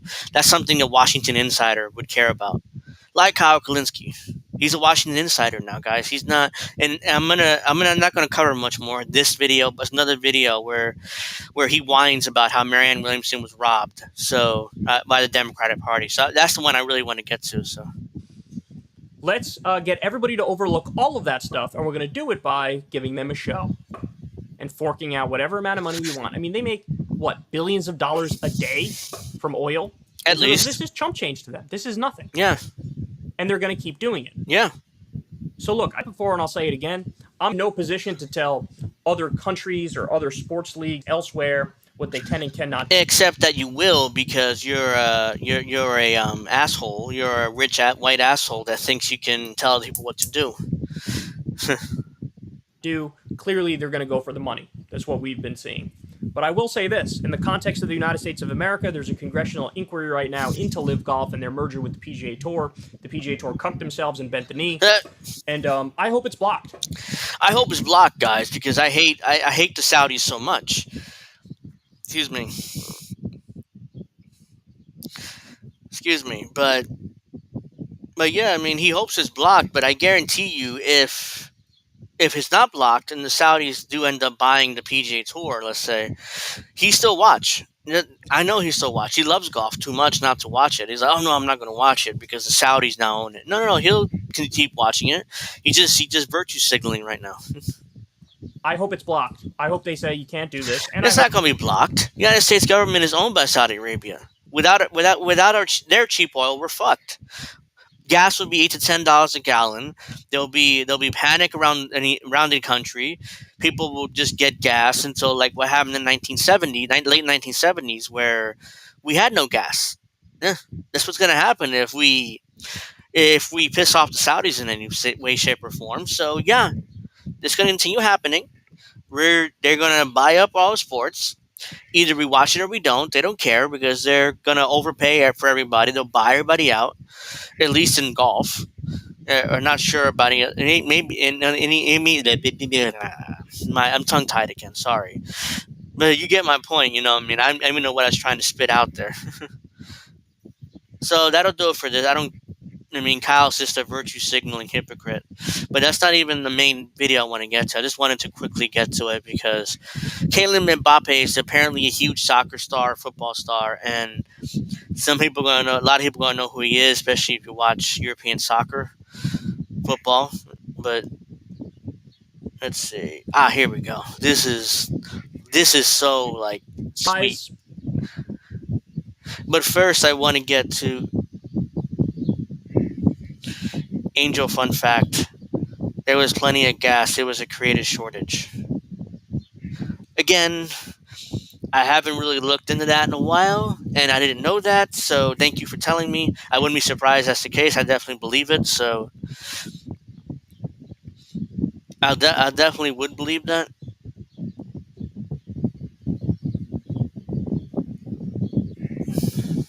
Jesus, my internet's really bothering me, fucking with me today. Alright, so let's share that. I wanted to thank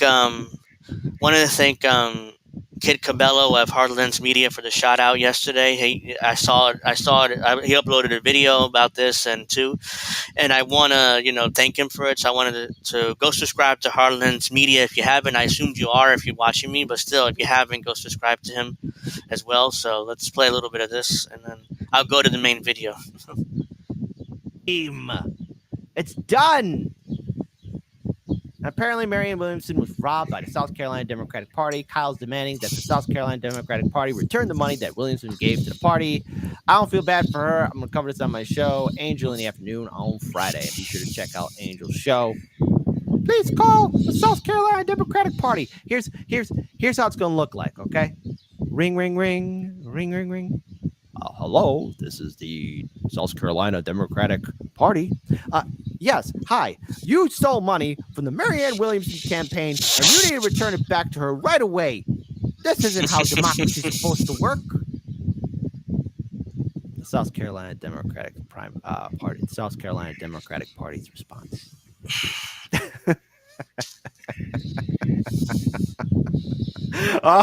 Okay, we'll get right on it, buddy. Special forces will be on it. The best detectives ever. Hey, Bobby. He wants us to return the money back to Marianne Williamson. Oh, you're gorgeous, baby. Click. That's how it's going to look. Poor Kyle. He said, return the money back. That ain't going to happen. Goofy. The fact that you went live on the internet saying that, after everything we saw in 2016 and 2020. Come on, Kyle. Is someone holding your family hostage? Blink twice if you need help, because this is dumb. If you ever see me doing something like this for the Democratic Party, it's either I'm a pod person, or they got my family hot. Like they got me. They got me. Like, hold on. So everyone, please. Yeah, I mean, thanks for the shout out, kid. Go subscribe to this channel if you hadn't already. So I assume you have. You're watching me or INN, but still, I mean, if you haven't, go now. Is Marianne still the queen of TikTok? According to Kyle, I don't think it really matters anymore, because ultimately he knows her campaign is doomed. So let's watch the actual video and then I'll respond. This is hilarious. I mean, his naivete is just so funny to me. He's so naive, or at least he acts so naive. I mean, he's not really naive, but it says exclusive. Kyle reveals DNC rigging against Marianne. Again, here's just the issue. Why is he referring to her only as his first name?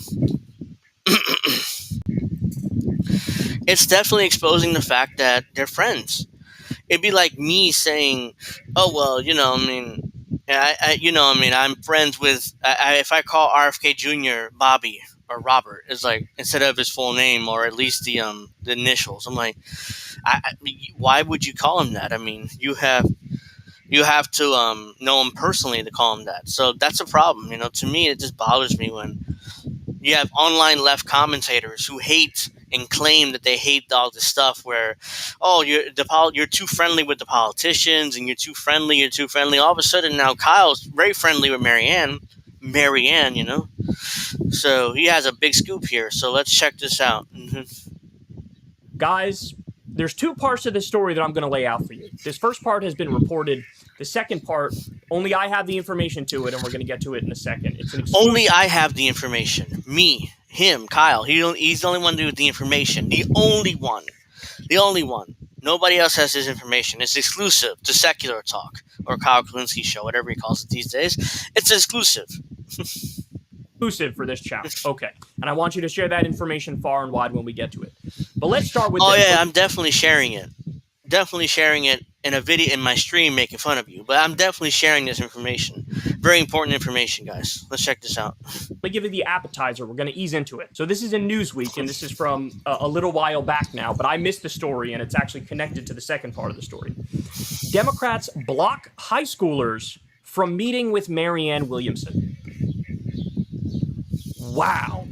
So let me give you the specifics as to how this unfolded. That's so Presidential huge, candidate guys. Marianne Williamson wants access to the disaffected young voters many believe will prove critical to Democrat success in 2024 if she hopes to mount a successful challenge to President Joe Biden. I heard Marianne tell Crystal before she put it in me. For the Democratic nomination. National Democrats, however, seem to be denying her that opportunity. In a post on Twitter earlier this week, Williamson claimed her campaign had been rebuffed in their request to meet with several chapters of the High School Democrats of America, claiming their members were told they could not engage with any candidates other than President Biden. A board member with the High School Democrats of America confirmed the decision. High School Democrats? I just noticed that. I'm sorry. High School Democrats? They're underage. They're under 18, most of them. Unless you're talking about this as seniors, but they're mostly under 18. So why in the world would you think that they would be able to vote for you? Unless they're the 18-year-olds we're talking about. But high school Democrats, most of them under 18. They're high school. But I just noticed that. I've watched this video 2 or 3 times. I never noticed that he said high school Democrats. In an email to Newsweek, they're being brazen about it, saying they were mirroring policies set forward by the Democratic National Committee, of which they are affiliated. Earlier this year, the DNC indicated they would not sanction a debate between Biden and other candidates. So in other words, taking an anti-democratic move, at this point is moving forward with the incumbent president as their party's de facto nominee for president. So they're just deciding, hey, it's over. We're not even going to acknowledge the reality that we're having a race right here. We're going to pretend that it's over and just ignore it. Yes, that's how it works, Kyle. His fake naivete is just ridiculous here. It's like, oh, well, the Democrats just decided the primary is over. They just decided, guys. It's not fair. Did he not know about the Bernie lawsuit? how they rigged the Democratic Party basically admitted that, yes, we're a corporation, and yes, we can rig primaries whenever we feel like it, and a damn thing the voters can do about it. And the judge ruled in their favor. So yeah, they can do that. Why is he like fake naivete? Like, oh, they already decided that Biden's going to be the nominee. It's not fair. We have to do something. What is he, an idiot? Or he knows this and he's just trying to trying to fake out his audience to continue supporting Marianne, even though we damn well know that this is about her book tour.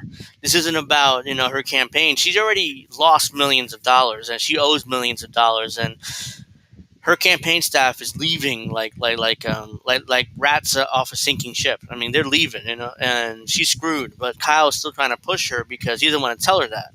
He want to tell her audience that. I mean, his audience that. All the other candidates. Okay. The youth branch of their organization, board members claimed, is no different. Quote, the High School Democrats of America are affiliated with the DNC as we represent their youth branch. So Holly Vidula, the organization's communications director, told Newsweek, thus, just like the DNC is backing President Biden, so are we. Mm-hmm. Therefore, our state chapters are not going to be involved with the Williamson campaign or any other candidate's campaigns besides Biden's. Yep. Okay, well, I got news for you. Marianne Williamson wasn't asking for the Young Democrats of America to be involved with her campaign. Marianne Williamson just wanted to meet with Young Democrats of America. Yeah, who cares? They don't give a shit.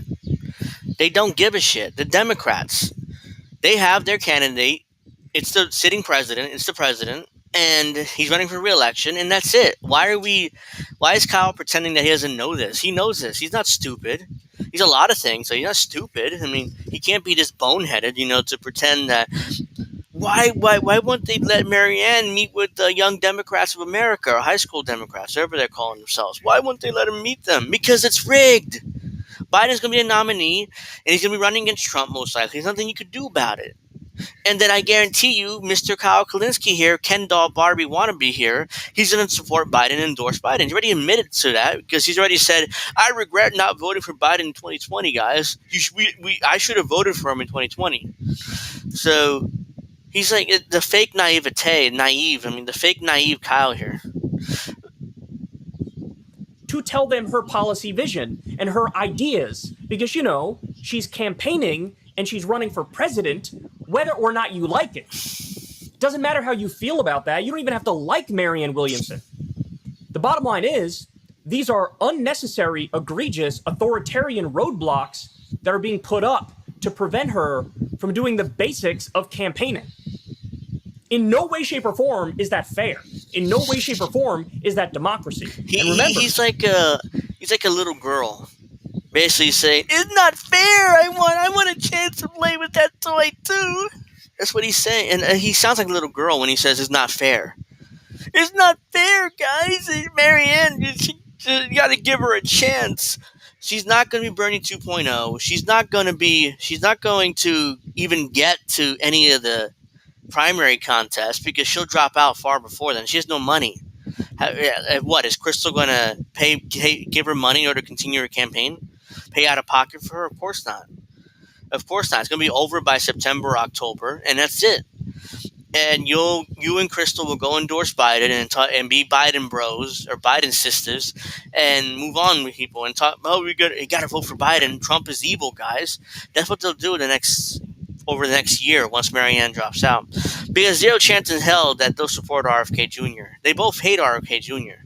I mean, Crystal Ball sandbag and smeared RFK Jr. in that first interview, and Kyle calls him an anti-vax crank. So they hate him. There's no way they'll support him, no matter what RFK Jr. does, no matter the policies he supports. Because he's not friends with Crystal and Kyle. That's what it's all about. And ironically, Kyle back in the day said, "Oh, you can't be friends with politicians because then you'll be beholden to those politicians." He was right then. Now he wants to be friends with politicians, and he talks about later in this video how he talked to a couple of Democrats, a couple of Democratic operatives who gave him the scoop. So let's continue this. It's the Democratic Party that just came off an election. They were harping away at the idea that Republicans hate democracy, us Democrats love democracy. Look at Trump. He handpicked election denier candidates. It's a litmus test on the right to say the 2020 election was rigged and it was stolen. And we believe in democracy. We're the adults. We're the serious people. Well, it turns out, oops, no, we don't believe in democracy, and we're going to try to rig it and put our thumb on the scale against Marianne Williamson. Yes. I can't believe he really thought that they believe in democracy. The United States is not democracy. It's a constitutional republic, first of all. And second of all, Democrats don't have to be democratic with their primary. They don't have to. They just say, yeah, we're just going to nominate Joe Biden. We won't have any contests. And this all is pointless and a waste of money. Excuse me. But Kyle won't tell you that because Kyle ultimately makes money off Marianne Williamson, her campaign. Excuse me. Yeah, so, and he gets his views from that, and he's desperately trying to make her to Bernie 2.0. That's all what this is about. He doesn't really think Marianne's going to win, so he's just full of crap here. Guys, I can't stress this enough. You don't even have to like Marianne Williamson to look at this and say, you know what, this is wrong. This is wrong. They're basically pulling the strings behind the scenes to try to put up roadblocks on purpose to nip any chances she has in the bud. And by the way, to Bernie Sanders, to AOC, to Ilhan Omar, to others out there who are supposed to be the left flank of the Democratic Party, where are you? Are you going to say something about this? Are you okay with authoritarian tactics? Yes. And anti-democratic moves? Yes, they Even are. though you're in the Democratic Party? Yes. Are you okay with that? Yes. I'm just asking. Yeah, they're okay with it. Obviously, if you know this is happening and you're silent about it, that means you're tacitly endorsing it. Yes. You can't release a tweet. You can't release a statement Yes. saying the Young Democrats of America should be allowed to meet with Marianne Williamson. You can't do that. No, but they as I can't do said, that. this is just the appetizer. So now let me All tell right, you guys. so he's whining about how the squad and how Justice Democrats aren't coming to Marianne Williamson's defense. Like, why aren't you coming to her? Why a tweet? Give me a tweet. Give me a statement. Give me something, please. I want you to defend my candidate, Marianne Williamson. Please, guys. Please don't. I traded Justice Democrats. I mean, come on. I put you in office. Without me, you wouldn't be in office. Where are you? Where are you? One of the most pathetic, really, dude? Grow up. I mean, your candidate isn't going to win, and she's going to lose, and then you'll endorse Joe Biden, you'll campaign for Joe Biden, and you'll use your channel to get Joe Biden reelected.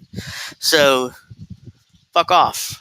All right, now he's going to get to the part where the exclusive reporting comes in from Secular Talk. So, exclusive reporting to Kyle Kulinski from certain party operatives, gave him the scoop. So, we're going to check out the scoop, and we'll see what it is and whether it's important or not. Tell you guys about the main event. This is exclusive reporting. I normally don't do original reporting. I'm a commentator. Yeah, Sylvia Ross says, Kyle, Kit Cabello of Harlan's Media called Kyle a dime store version of Eminem. That's a good one. I mean, I say he's boy band Kyle or he's Ken Barbie Kyle. I use like multiple ones of them. I use rip off Eminem. I didn't say dime store version of Eminem. But let's see. Let's read some in the chat though. Captain Obvious says it's obvious right there at the top of the form you have to sign to be in a den primary. It says Democratic Party primary opinion poll, literally in the title. Yeah. I don't. I mean, it's like unbelievable that. And there's some people saying, "Oh, Marianne's going to do a dirty break and run third party." All that woman cares about is book sales. Well, you think she actually wants to do a dirty break with the party and run third party? Like, no, there's no chance of that. Take news stories and give you the facts that other people have gathered, and then I give you my take on it. But I'm currently in a position where I'm the only one with this information who's any part of the media whatsoever. So I have to share this with all of you. So we just got news. Because nobody gives a shit to actually report it. I'm sure that these operatives, these Democrats didn't go to Kyle and like, look, nobody else wants to talk about this because Marianne's so powerful.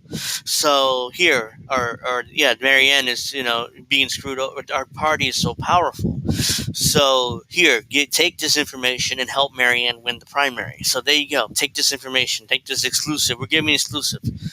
And meanwhile, they turn around and laugh at him behind his back. Look at this fucking moron. He's actually going to report this shit. Like it's some kind of big story or something.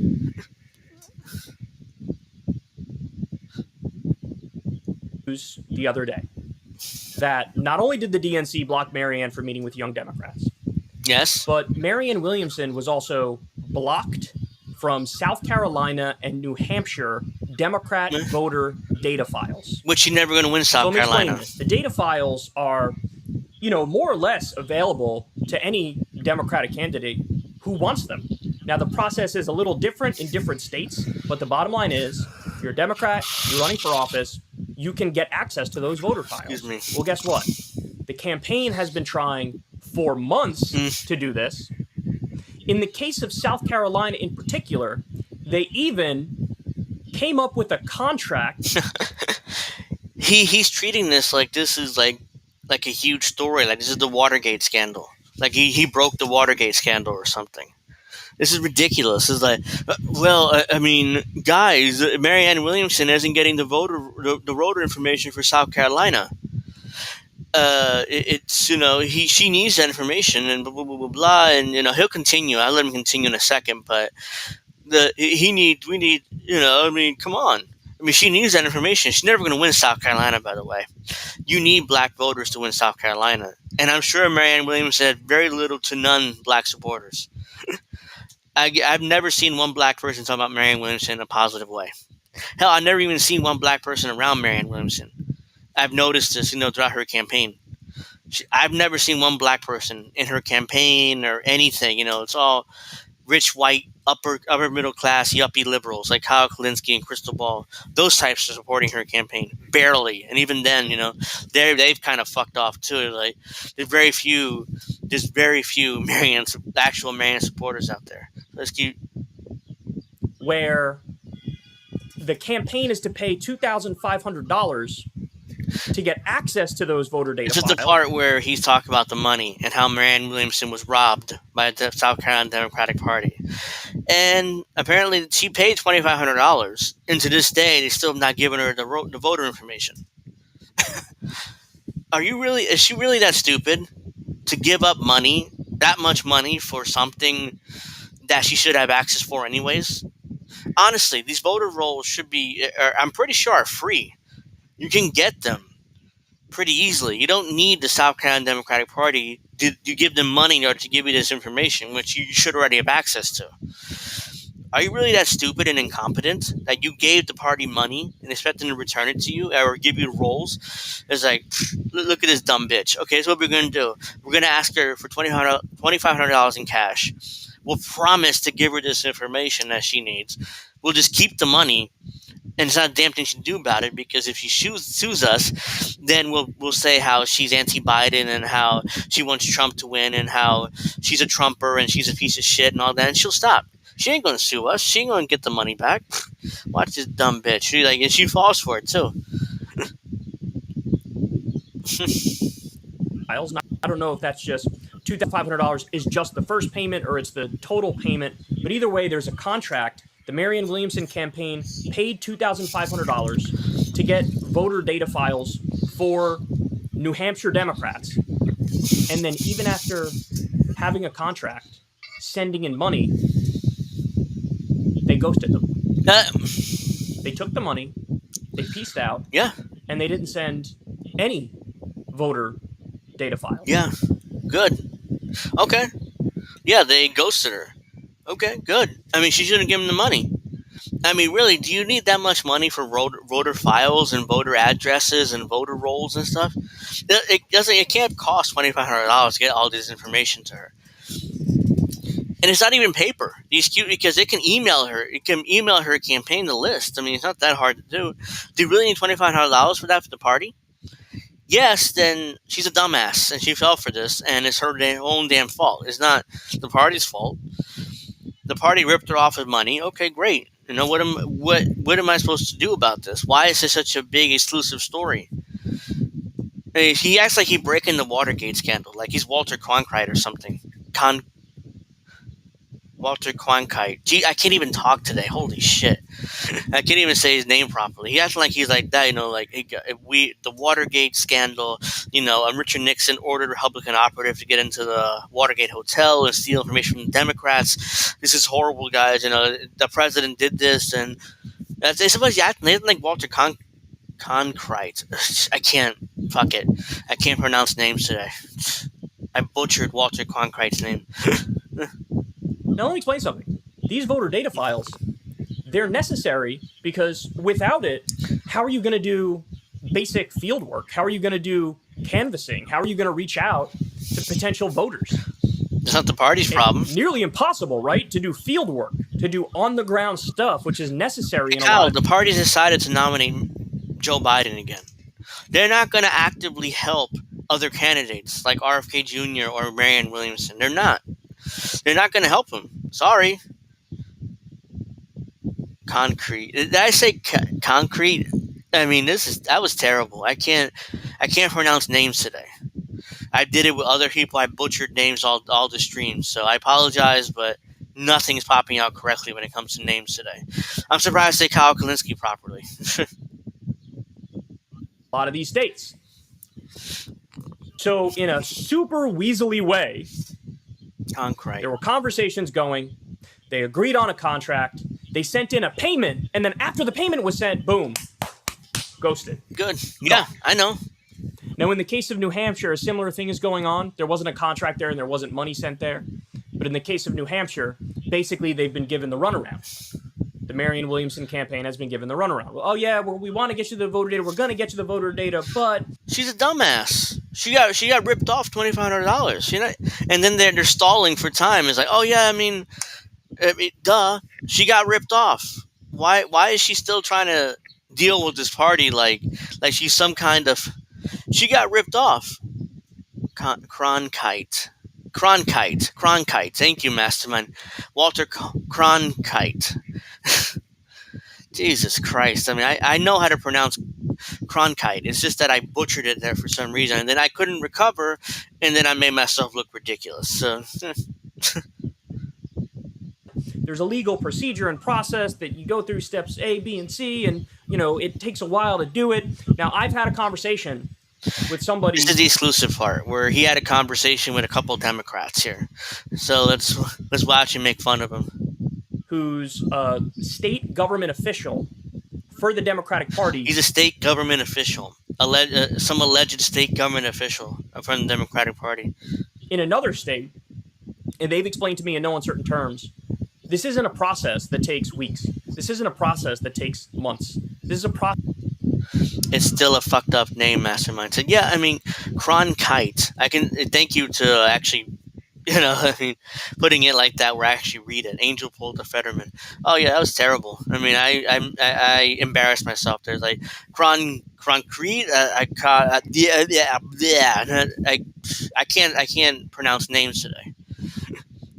I think I'm maybe pissed off when the internet is going up and down, but whatever the reason is, I just can't pronounce names in the stream. Process that takes a day or two. And right now, we're weeks removed from the first payment being sent in South Carolina, and now calls aren't being returned. How many payments does it take to get a list of voters? How many payments are you going to need? Honestly.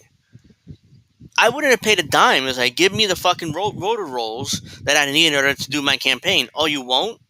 Okay, fine. I'm going to tell my supporters how supporters. She had no supporters, but if I had supporters, I'm going to tell my supporters about how you're not supporting my campaign and how you're rigging the primary against Joe Biden. That's all I would talk about. Instead, Marianne's trying to work within the party like she's some kind of insider when she isn't. They hate her. It's like they hate RFK Jr., and they're still working within the party. It's ridiculous. Walter Concrete sounds like a badass. I'm picturing Walter, white character, with a liking for sinking people in concrete boots in the water. All right, so let's finish up this Kyle video here. He has friends with the Democratic Party now. Being returned.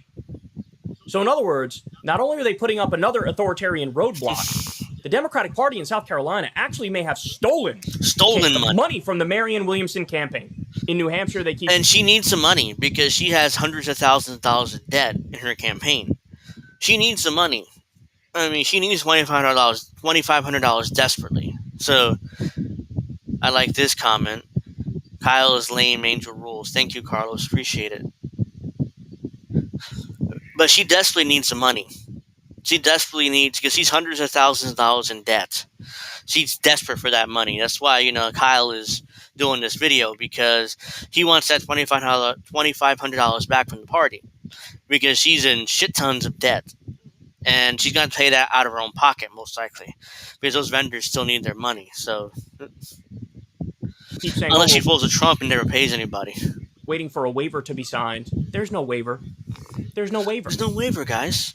So look, I don't want to get too conspiratorial, but it certainly seems like there's been some phone calls made behind the scenes from top-level DNC officials, from Democratic Party leadership, where they say, hey, X-nay on helping Marianne Williamson. Not allowed to do it in no way, shape, or form. And if you do it... Did you see that? He accidentally knocked over his own earphone there, I think. Oh, yeah, here it is. There's been some phone calls made behind the scenes from top-level DNC officials, from Democratic Party leadership, where they say, hey, X-nay on helping Marianne Williamson's case. He just nearly knocked over his head. Not allowed to do it in no way, shape, or form. And if you do it, there will be consequences. So this is what it looks like inside a party structure that is acting in an authoritarian way to prevent any challenge to Biden whatsoever. Any challenge at all. You don't even have to like Marianne Williamson. Nope. You don't even have to like RFK. I'm not a fan of RFK. I despise the guy. See? He just admits it right there. Oh, I hate RFK Jr. So there's no way that Crystal or Kyle will ever support RFK Jr. So basically, it's either Marianne or Biden. If Marianne goes bust, which she will in the next couple months or so, I predict, that means that they're going to go right to Biden. They're not going to Cornel West, by the way. I mean, no way Kyle ever going to support Cornel West, because he's not running as a Democrat. He's running as a Republican. So, a Republican. Oh, my God. He's running as a Green. I'm sorry. I just say Cornel West running as a Republican. Jesus Christ, man. Nothing's going right for me in this stream. So, yeah, I apologize to Dr. West. I know he's not running as a Republican, but I just said he's running as a Republican. So, stop talking for a while. You should still be arguing for a fair process. In fact, if you love Biden so much, you're so convinced he's unbeatable and he's wonderful, that's all the more reason to have a fair process. He should win easy, right? Okay, have a fair process. Stop putting up roadblocks. Do the right thing every step of the way. And then Biden will win anyway. And, the people who are backing Biden will be all happy about it. And by the way, it'll also give Biden the necessary practice with debates and otherwise to do a better job in a general election against Republicans. Instead, now it's going to be, super long gap. Hey, Kyle, this is the thing. Joe Biden can't debate anybody. You think he can stand up to a debate with RFK Jr.? I'm not supporting him, but the dude he's all there. He knows what he believes, and he knows his talking points, and he's going to kill Joe Biden in any debate. And the party knows that. Everybody knows that. That's why they're not scared of Marianne Williamson. They don't give two shits about Marianne Williamson. That's why they stole money from her, and they're not going to return it. Here's the thing. They're scared of RFK Jr. If they do debates, he's going to have a legitimate shot at winning his nomination. If they actually do a contest, which they're not going to. But let's say if they do, RFK Jr. has a chance to win his nomination. I mean, he's a Kennedy. He's well known. He's married to some Hollywood actress. I forget her name right now, but I don't want to even guess because I'll probably butcher it. And he's and I lost train of my thought. But yeah, I mean, he's a Kennedy, so, and a lot of Democrats love the Kennedys, even though he's like the black sheep of the family, but, he's still Kennedy. So, Cheryl Hines, thank you, Indy. Oh my God. I mean, I'm having such a terrible stream today and remembering names or butchering names. I claim Cornel West running as a Republican, so just awful.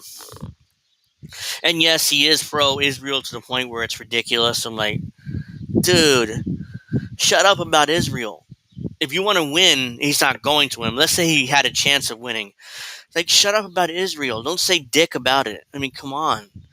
I mean, I don't know how Lori Spencer, and I love her. I like her a lot. She follows me on Twitter. I follow her too. But I don't know what's her upset with Bobby Kennedy. I mean, it's like, it's like I like her, and it's like, oh my god. And I see her tweeting. That's all she does, tweet about RFK. But but I agree with some things he says. But holy crap, this doesn't mean all of a sudden I'm going to vote for him.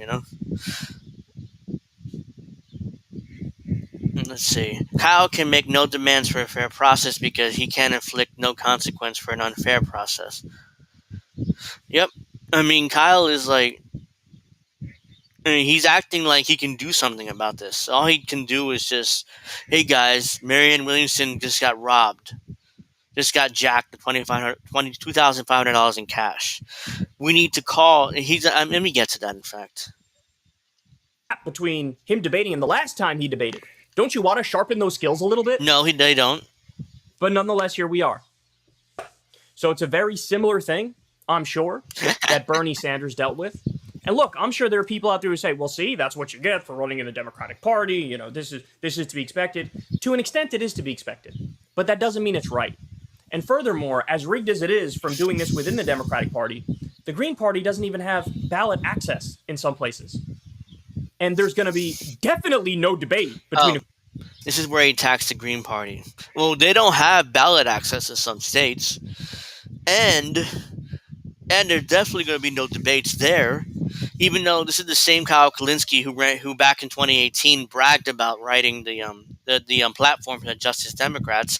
And guess what it said there? Oh, that's right. We need to support third parties too. Where's that Kyle Kulinski, where he actually knew what was going on and understood what was going on and what we needed to do in order to grow the movement? Instead, he's like, today's Kyle, Ken Barbie Kyle here is like, yeah, third parties suck and they don't have ballot access in every state, so fuck Cornel West. Definitely that crystal ball money is really, really corrupted him. Or living in Washington's corrupted him, or both.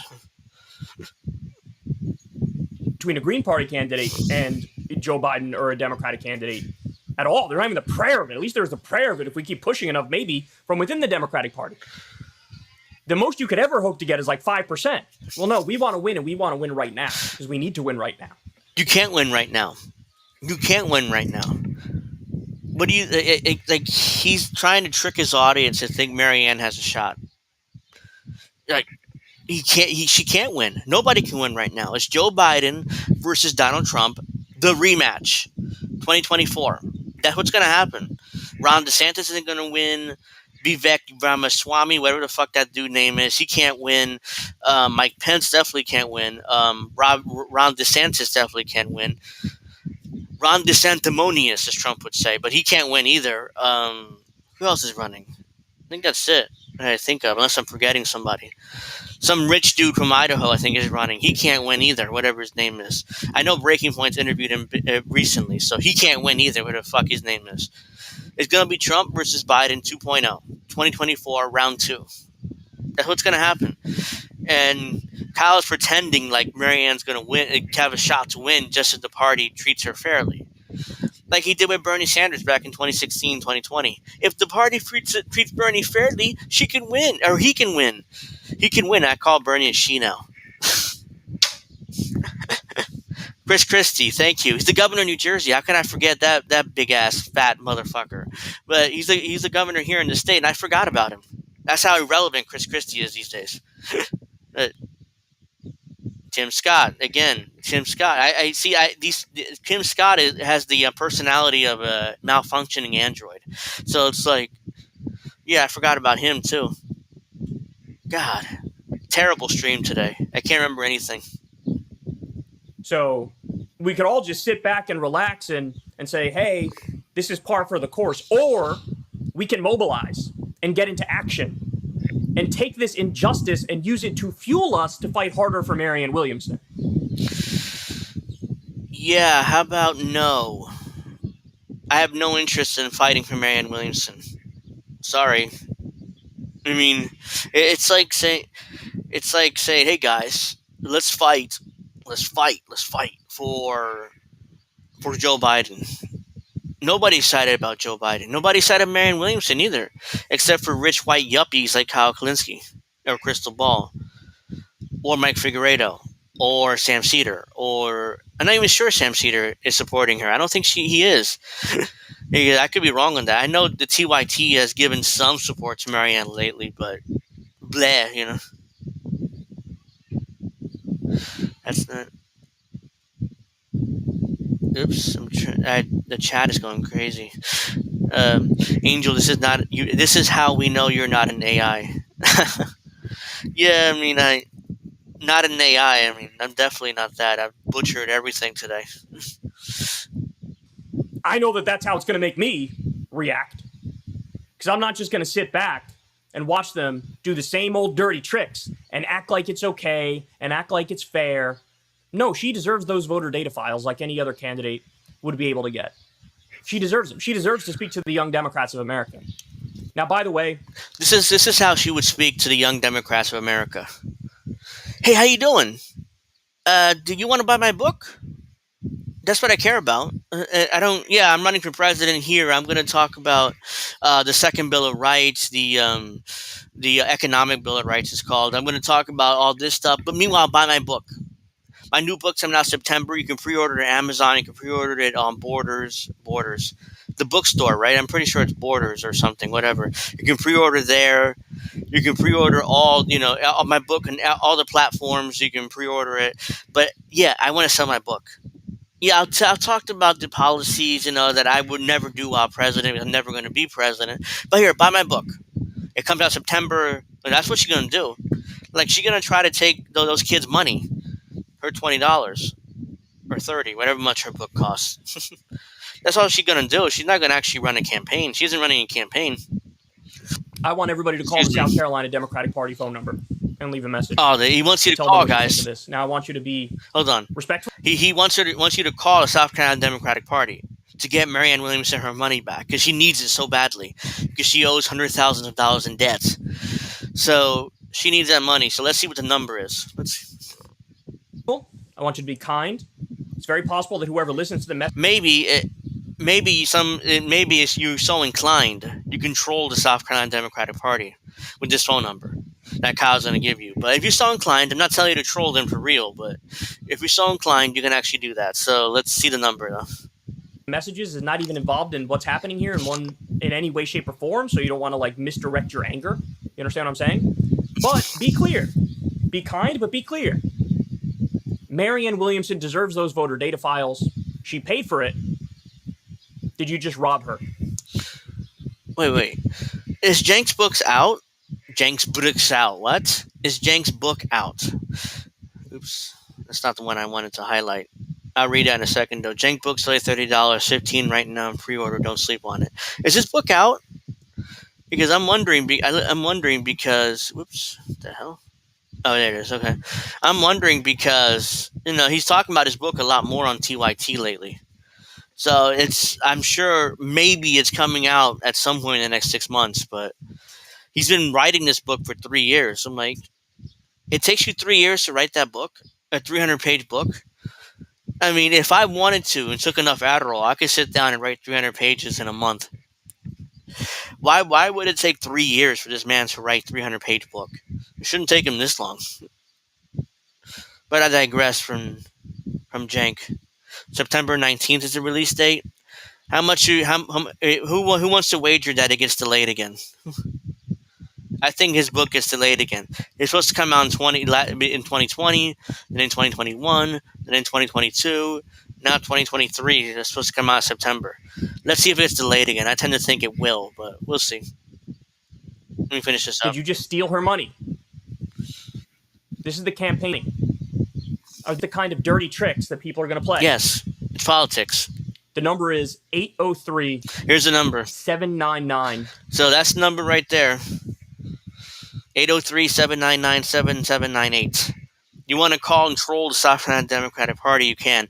I'm not suggesting that you actually, I just suggested it, but I'm not saying it's up to you, but I'm just as a suggestion, if you want to troll them. But that's the phone number right there, which Kyle is giving to you in order to call to get Marianne Williamson her money back. I can't believe he's actually doing this. Like this is serious to him. He's like he has a straight face. So that's why it's funny to me. He has a straight face. If this was like, and he was smiling and laughing throughout this as a joke, it wouldn't be as funny. But because they're saying it with a straight face and so serious like that, it's just hilarious. And 7798. That's the South Carolina Democratic Party phone number. 803-799-7798. That's the phone number. Tell them this is unacceptable. Give her the voter data files that the campaign paid for. We're not going to take this laying down. No, we're not. We're not going to take this laying down. A rich white woman got robbed of her money. So we're not going to, or not even her money, it's her donor's money, so it wasn't even her money. So why does Kyle give a shit so much? She's a dumbass. She gave the party $2,500, and she didn't get what she wanted. So either A, shut up about it, or B, take him to court. I mean, why are you making a video about this? Like, you're going to intimidate the South Carolina Democratic Party into giving them money, into giving their money back. Absolutely ridiculous. And if you're so inclined, the phone number is there. And if you want to troll them, by all means, tell them Kyle Kulinski said. If I were to do it, what I would say is Kyle Kulinski told me to call because I want $2,500 back. Can you give me money? I want the money, not Marianne Williamson. I want the money. That's what I would do. But they're going to get a lot of troll phone calls now because of Kyle, because people don't like Kyle, so they're going to troll the South Carolina Democratic Party. So, excuse me. The number is 803 There's a number again. 799-7798. That's the South Carolina Democratic Party phone number. 803-799. This is hilarious. Someone should make a parody sex phone call line commercial with this vid from Kyle. Somebody please take that idea and run with it, because if you have your good video editing skills and you have what you're gonna do, so if you run with that, and if you do it, tag me on Twitter though, so I can see it and I'll share it with everybody because it's hilarious. 7798. That's the phone number. Mm-hmm. Tell them this is unacceptable. Give her the voter data files that the campaign paid for. We're not going to take this laying down, right? We're not going to lay in a chalk outline of ourselves on the ground. Oh, there's nothing we could do. Oh, this is how they act. Well, it shouldn't be. And we should do something to try to stop that. We should fight back. Let's be clear. This is another attempt to rig the primary by acting like there isn't a primary. They already rigged the primary. It's over. It's no primary. They renominated the president, and there's nothing you can do about it. So what you're doing is just making content for no reason in order to get people ginned up about something that doesn't matter. Because ultimately, whatever money Marianne Williamson has left after she drops out, and after she pays her vendors or whatever, it's going to go into the Democratic Party anyways. She'll donate it to the DNC, like Bernie Sanders did in 2016, 2020. He gave all that money to the DNC ultimately. So that's what's going to happen. So that money's going to end up with the DNC anyways. So why is he acting like, let's get that 25, either she gets the list or that money back. It doesn't make any difference. Excuse me. Oh, wow, Aaron Judge is back. Great. About time. He's been out over a month because he stubbed his toe. By preventing her from doing very basic things that any campaign would be allowed to do. This is what we're up against. And I want to reiterate, this doesn't mean you should be nihilistic. This doesn't mean you should be a doomerist. Right. It means you should fight harder. It means you should get more involved. It means you should donate to Marianne Williamson's campaign. It means you should get out there and knock on doors for her. Yes, because she desperately needs the money. Because she owes $100,000 of debt to her vendors. So donate to her campaign so she can pay off some of that debt before she drops out. Unbelievable. He's still soliciting donations from Marianne, even though Marianne clearly has lost his primary. Or not even a primary. She's already about to drop out soon anyways. Unbelievable. Canvas for her. Whatever it may be. Because I got news for you. There's a reason why they're trying to get her out of the process. There's a reason why. They don't give a shit about her. They're scared of RFK Jr. They don't give a shit about Marianne Williamson. What's she at, 4%, 5%? They don't give a shit. They're scared of RFK Jr. That's why Joe Biden didn't approve the Secret Service detail for RFK Jr. because they're afraid of him. He's already at 20%. He's probably going to get higher in the polls if he shut the fuck up about Israel. But if he doesn't, then he'll probably fall apart. But especially with the younger voters and with online leftists. But other than that, that's the one they're afraid of. They're not afraid of Marianne Williamson. Like Marianne Williamson. What, Oprah's former spiritual advisor? Yeah, we're definitely afraid of her.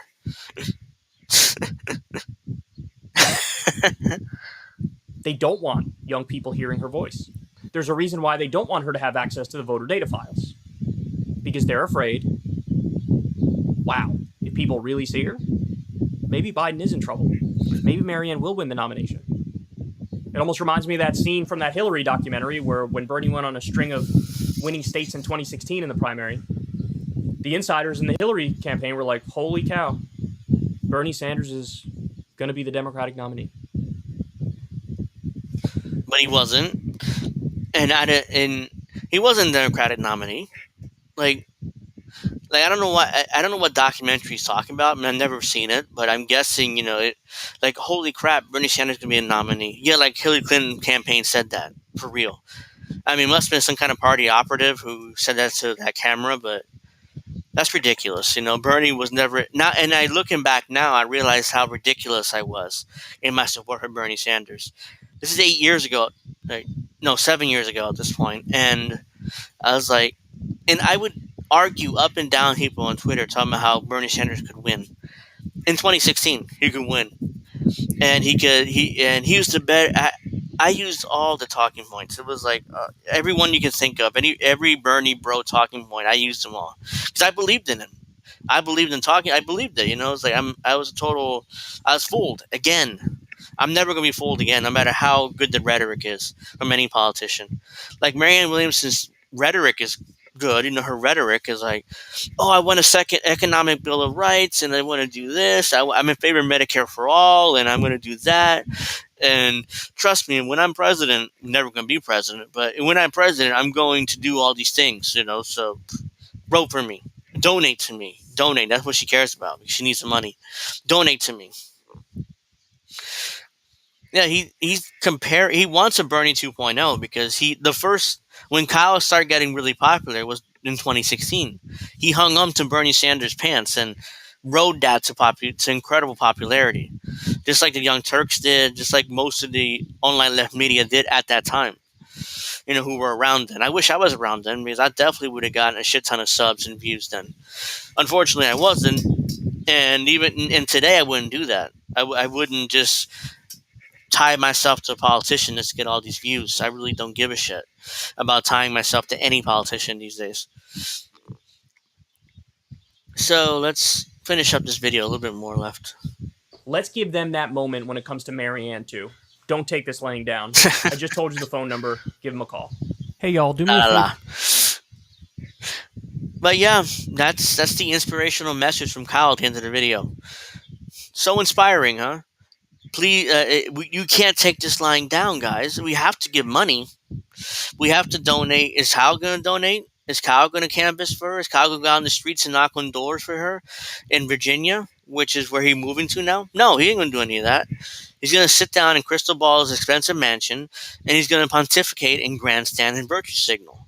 That's what he's going to do. He's not going to actually get out there and knock on doors. He's not going to go to Richmond, Virginia and do that. He's not going to go to all the black neighborhoods in Virginia and do that. No way. He wouldn't be called dead in a black neighborhood because he's a rich white boy. Rich white boy right here has some nerve to pontificate to me and to demand that I call the DNC. What I'm going to do is I'm going to tell my audience, my little audience here, to troll the DNC, to call them about Kyle Kulinski.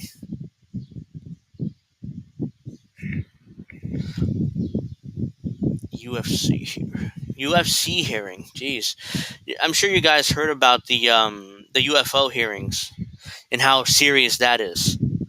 Really, I mean, it's so serious. I mean, the UFO hearings. Allegedly, the not only aliens are real now, even though the U.S. government denied their existence for decades. Not only they're real now, but they're planning an attack against the United States. Or not the world, not really the United States. I mean, they're planning an alien invasion, which is what I saw from the UFO hearings in Washington. I'm like, really? Yep. Bad Bunny says Kyle Kulinski wouldn't be caught dead in the south side of Chicago. They would rob his ass so damn fast. No doubt. I mean, zero chance in hell, that man would ever go to any African American neighborhood.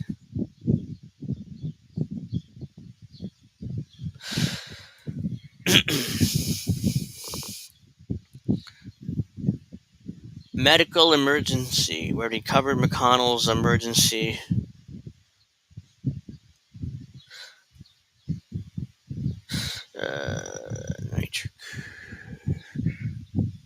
Kiev targeted by Russian airstrikes, blah, blah, blah. Biden White House pushed Facebook to censor COVID posts. Yeah, we all know that. That's not breaking news. I mean, we knew that from 2021. We all knew that from 2021, that the White House will actively has been pushing Facebook to censor, especially Facebook, because Facebook is way really friendly to the White House. So, I have a few more minutes, so I'm gonna watch this. The House Fox and Friends Judiciary Committee revealing new documents that appear to show the Biden administration pressuring Facebook to delete posts that conflicted with its COVID-19 guidance. Internal messages show the president of Facebook flagging the troubling request to Meta CEO Mark Zuckerberg and COO Sheryl Sandberg, quote, "We are facing continued pressure from external stakeholders, including the White House and the press, to remove more COVID-19 vaccine discouraging content." As an example, Biden's senior advisor Andy Slavitt was outraged that we did not remove this post, which was third most highly ranked post in the data set we sent him. Here's the post they're talking about, a meme with Leonardo DiCaprio saying, quote, "Did you or a loved..." So the White House is mad about this meme here from Facebook. 10 years from now, you will be watching TV and hear, did you or your loved one takes this COVID vaccine, you may be entitled to money. Yeah, man, it's one of those rip-off things. You may be entitled to money. It's like a commercial. Did you have an accident? A lawyer commercial. You may be entitled to money, like one of those things. That's what the White House is mad about this, apparently. The COVID vaccine, you may be entitled to compensation. Andrew Bailey is a Missouri Attorney General. Dr. Jay Bhattacharya is Professor of Health Policy Jay at Stanford. Bhattacharya. They both join me now. Dr. Jay Bhattacharya, let's begin with you. We all knew in our gut that this censorship was happening. You told us it was happening because you yourself were censored when you expressed concerns about the vaccine. But to see it spelled out like this, Dr. Jay, what was your reaction to these documents? Jay Bhattacharya was the one who wrote the, what was it? The, I think Banfield Declaration, where basically he explains about how you would, the best way to combat COVID. And he was smeared as a racist and anti-vaxxer, even though he's a doctor for decades. Just ridiculous. The funny thing, they didn't actually care whether things was true or false to censor. They just censored it. So, for instance, if you said that you had pretty good immunity after COVID recovery, well, you could get censored. If you said that people could get vaccine, you were censored. You could even get censored for saying true things. For instance, the Johnson & Johnson vaccine was paused by the CDC. When the White House posted that on its Facebook page, it got censored. It got censored by its own censorship regime that it created. I remember that. The White House is hilarious. They posted on their Facebook page that the CDC has stopped the Johnson & Johnson vaccine. And guess what? The Facebook censored the White House on that. It was the White House's Twitter. It's so ridiculous. It's like, oh yeah, here's a fact. The CDC has stopped approval for the Johnson & Johnson vaccine. Oh, we just got to censor that. Obviously, I mean, it's not true, right? Even though the White House put it out. Yeah, it's just so embarrassing. ironic and tragic that the White House violated the rights of American people for nothing. And the press, I should add. A.G. Bailey, your lawsuit, Missouri v. Biden, aims to end government censorship. Obviously, it's in the judicial morass of various. Some people said this to me, and I get the hypocrisy from Republicans. They want to say if they were in power too, they would censor. So yes, I know it's hypocritical, but I'm glad they're taking us up in court because we can get at least have the government stop openly censoring us so much. Circuit courts, this court and that court. But with this smoking gun, how can the White House sit there and say there was no government censorship? It's laid out in text. Yeah, that's exactly right. And that's why this lawsuit and the evidence uncovered by Congressman Jordan are so important to continue to push forward to build a wall of separation between tech and state to protect Americans' First Amendment rights. We knew that Joe Biden had coerced and colluded with big tech social media to silence American voices in violation of the First Amendment right to free speech. And what this shows is that not only did Yeah, it's true. I mean, when I first started doing YouTube 2 years ago, right in the beginning of the pandemic, I got a community guideline warning because I made a video about the jab, or it was something doing with the pandemic, and I didn't lie. There's no mistruth there. I didn't lie at all, but I still got a community guideline warning because I wasn't allowed to tell the truth about the pandemic or the jab. It wasn't even the jab. It was before that. It was before the jab came out, if I remember correctly. But yeah, I've even been victim of that. So let's keep going. Did he collude with big tech social media, but he actually pushed them further than their own internal censorship policies. This clearly establishes that they understood, that big tech social media understood that the federal government making demands was pushing them beyond the bounds of their own internal policies and memorandum. And so this is absolutely a smoking gun. It largely corroborates the evidence that we had discovered in our lawsuit. And we're going to keep pushing forward. We can't let Joe Biden destroy free speech in America. Dr. J, 15-second final word to you. The White House will claim this was medically necessary. You're a doctor. Your response. It wasn't medically necessary. You could tell people the truth, and then they would make their own choices about whether to take the vaccine. I was an advocate for the vaccine for older people, especially. But I never forced anyone to take it. They really violated Americans' rights, and as a result, harmed public health. And let's follow the money. Big tech was worried that their cozy relationship with the Dems would go away if they violated the White House because, they need the White House looking Anyways, I do have to say, though, before we go, that the vaccine is safe and effective, and it'll save you from hospitalization and death, and it'll be all that good stuff. So make sure you take all your vaccines and all your boosters. Okay? So I have to say that just to make sure, there's no confusion here. There's no confusion because that's all. Just take. It's safe and effective, the vaccine. Take all your boosters. Make sure, especially now for the summer, for the winter, just make sure you get all your booster shots. Very important. But let's see, anything else before I go? Because I still have a little more time. I mean, I can probably do one more thing here real quick. Jesus Christ. Kyle reacts to bonkers UFO hearing. Yeah. Where's the news part?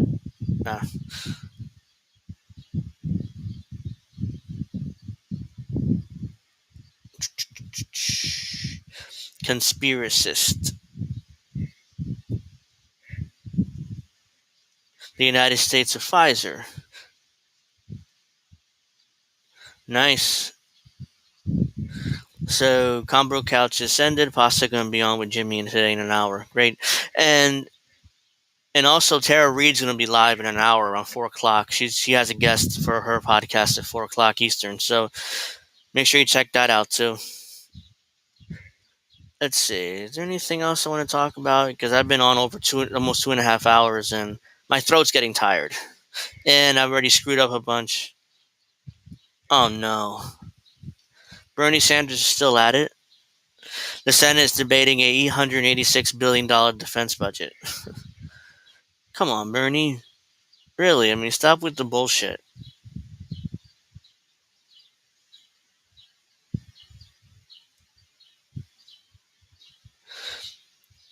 Oh, this is interesting.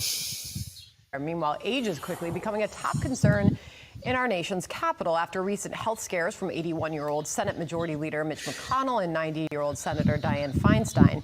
But America's oldest leaders show no signs of stepping away anytime soon. Chad Program's keeping track of it on Capitol Hill. He's got more. Yeah, I'm old enough to remember this, but I miss watching real news with real journalists who reported what was actually happening instead of anchors giving you their opinions. That wasn't allowed. Yeah, I mean, they were commentators on media, but the anchors themselves weren't commentators. They were actual journalists who just gave you the news and you decided what to do with it. Like the old Fox News slogan, we report, you decide, or something like that. It was bullshit, but but that's basically what the media was supposed to be, real news, real journalists and real news, and there was really no opinion. Now the media is nothing but opinion. It's like, we'll take information, we'll do this. Okay, oops. Oh, come on, this chat is in Indy has some breaking news here. Watch INN at 6 o'clock Eastern for 90 minutes pre-recorded all-new segment of INN News with Reef and Colin and me. So that's at 6 o'clock Eastern. Make sure you check that out. Definitely watching that.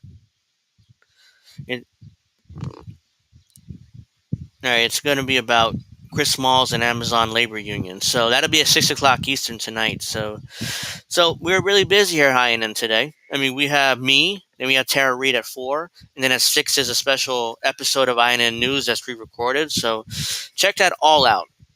Check that all out today. So let me finish up with this, and then I'll wrap up probably.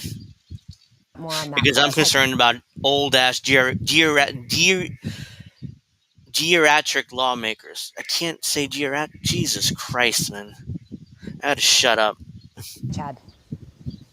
Sandra, good morning. There's always been a debate about how long is too long. McConnell's episode triggered internal whispers. Republicans say McConnell appears fine, but they demand information if the leader is struggling. Obviously, his first responsibility is to the voters of Kentucky. But once you become a leader, your responsibilities obviously are with other constituents. So that probably does call out for a little more, I shouldn't say more, call out for more transparency than it would for somebody else. He should tell us if something bigger is going on. One Republican source says McConnell doesn't seem the same after concussion earlier this year. Another source says McConnell geriatric lawmakers. Thank you. On the Senate floor the day before the episode, but McConnell seemed back in form later. I think it was wonderful to see at an event that I also participated in last night, Leader McConnell there, and he wasn't just there, but he spoke eloquently, and we will continue to wish him nothing but the best of health. Why don't you demand he resign? You're supposed to be a Democratic Party House leader or whatever. Why aren't you demanding he resign? No, I mean, it's like, oh, McConnell's fine. As long as he's fine, I'm happy, And it's, these Democrats are just pathetic. 90-year-old Dianne Feinstein appeared confused at a committee meeting this week. An aide even instructed her how to vote. And while there are concerns about lawmakers, some Republicans believe there is a double standard compared to President Biden. The thing that I find so interesting here is the national media is very interested in this stuff when it is about Republicans. But when you have the President of the United States who can't seem to finish a sentence, then they're totally uninterested in it. There were questions about the fitness of Pennsylvania Senator John Fetterman, who suffered a stroke. There is quiet jockeying going on among Republicans about who could eventually succeed. McConnell. Sandra? All very important stuff, Chad. Thank you. I'm Steve Doocy. Shut up. What? There, Jonathan Turley, constitutional law attorney, law No, I don't care about that right now. But, I mean, yeah, our lawmakers are old and geriatric. I nearly fucked up again. And they're all either 80 years old or 90 years old, or they had a stroke, like John Fetterman, and they can't properly speak. And I can't properly speak today, too, but as far as I know, I haven't had a stroke. So it's just me not spitting it out properly. So as far as I know, I didn't have a stroke on air. So hopefully I didn't, but Yeah, Indy's right. Please, I haven't said this once, which is sad. Please make sure you hit the like button if you haven't. Make sure you subscribe. Make sure you follow me on Twitter or X, whatever it's called now. I don't even know what to call it, because hit that like button and follow me on Twitter at AngelJRivera08 if you haven't already. Or X. What is it called? Twitter or X? Because my app still says Twitter. So make sure. Yeah, my app still says Twitter. So I don't know. And it still has the blue little Twitter thing. So I don't know what's going on. I don't know what's going on with that. But make sure you like. Make sure you subscribe to my channel and to INN's channel if you haven't already. Make sure you check out Tara, who's coming up in an hour. She's going to be having a good guest on, I'm sure. Make sure you check out 6 o'clock, the special pre-recorded episode of INN News, where they're going to talk about Chris Smalls and the Amazon Labor Union. So that'll be interesting to check out. I don't know. I don't know exactly what was talked about yet. So we're going to check that out. And that'll pretty much be it, unless there's something else I'm missing. I'm going to start calling Twitter. Yeah, I mean, Twitter, I still call it Twitter, even though it's technically X now. So, yeah, I'm still going to call it Twitter. So, yeah, I think there's nothing else. That'll do it for me. I don't want to, I got to get off soon. Really, almost 4 hours. Oh, thank you. I knew there was something else. There's something else I needed to plug before I go. Tonight at 10 o'clock, we're going to have the pre-recorded Boat Smashing into Other Boats episode, which, if you don't know what it is, it's basically after how did we miss that after all the important news happens, and they spend over an hour looking at funny videos and interesting memes and stuff like that. It's really fun. I like it. It's hilarious. So go check that out, 10 o'clock tonight. So thank you very much for watching. I hope you guys enjoyed the stream. Hope you guys enjoyed me embarrassing myself throughout the stream. You know, I don't think I had a stroke on air, but if I did, there's not much I can do about it because I'm able to talk good right now, but for now. So thank you very much for watching. I hope you guys enjoyed. Please like, please subscribe, please follow me on Twitter or X. Please do all that good stuff, and I'll see you guys next Friday. Have a nice day. Have a nice weekend. Have a nice day. God bless.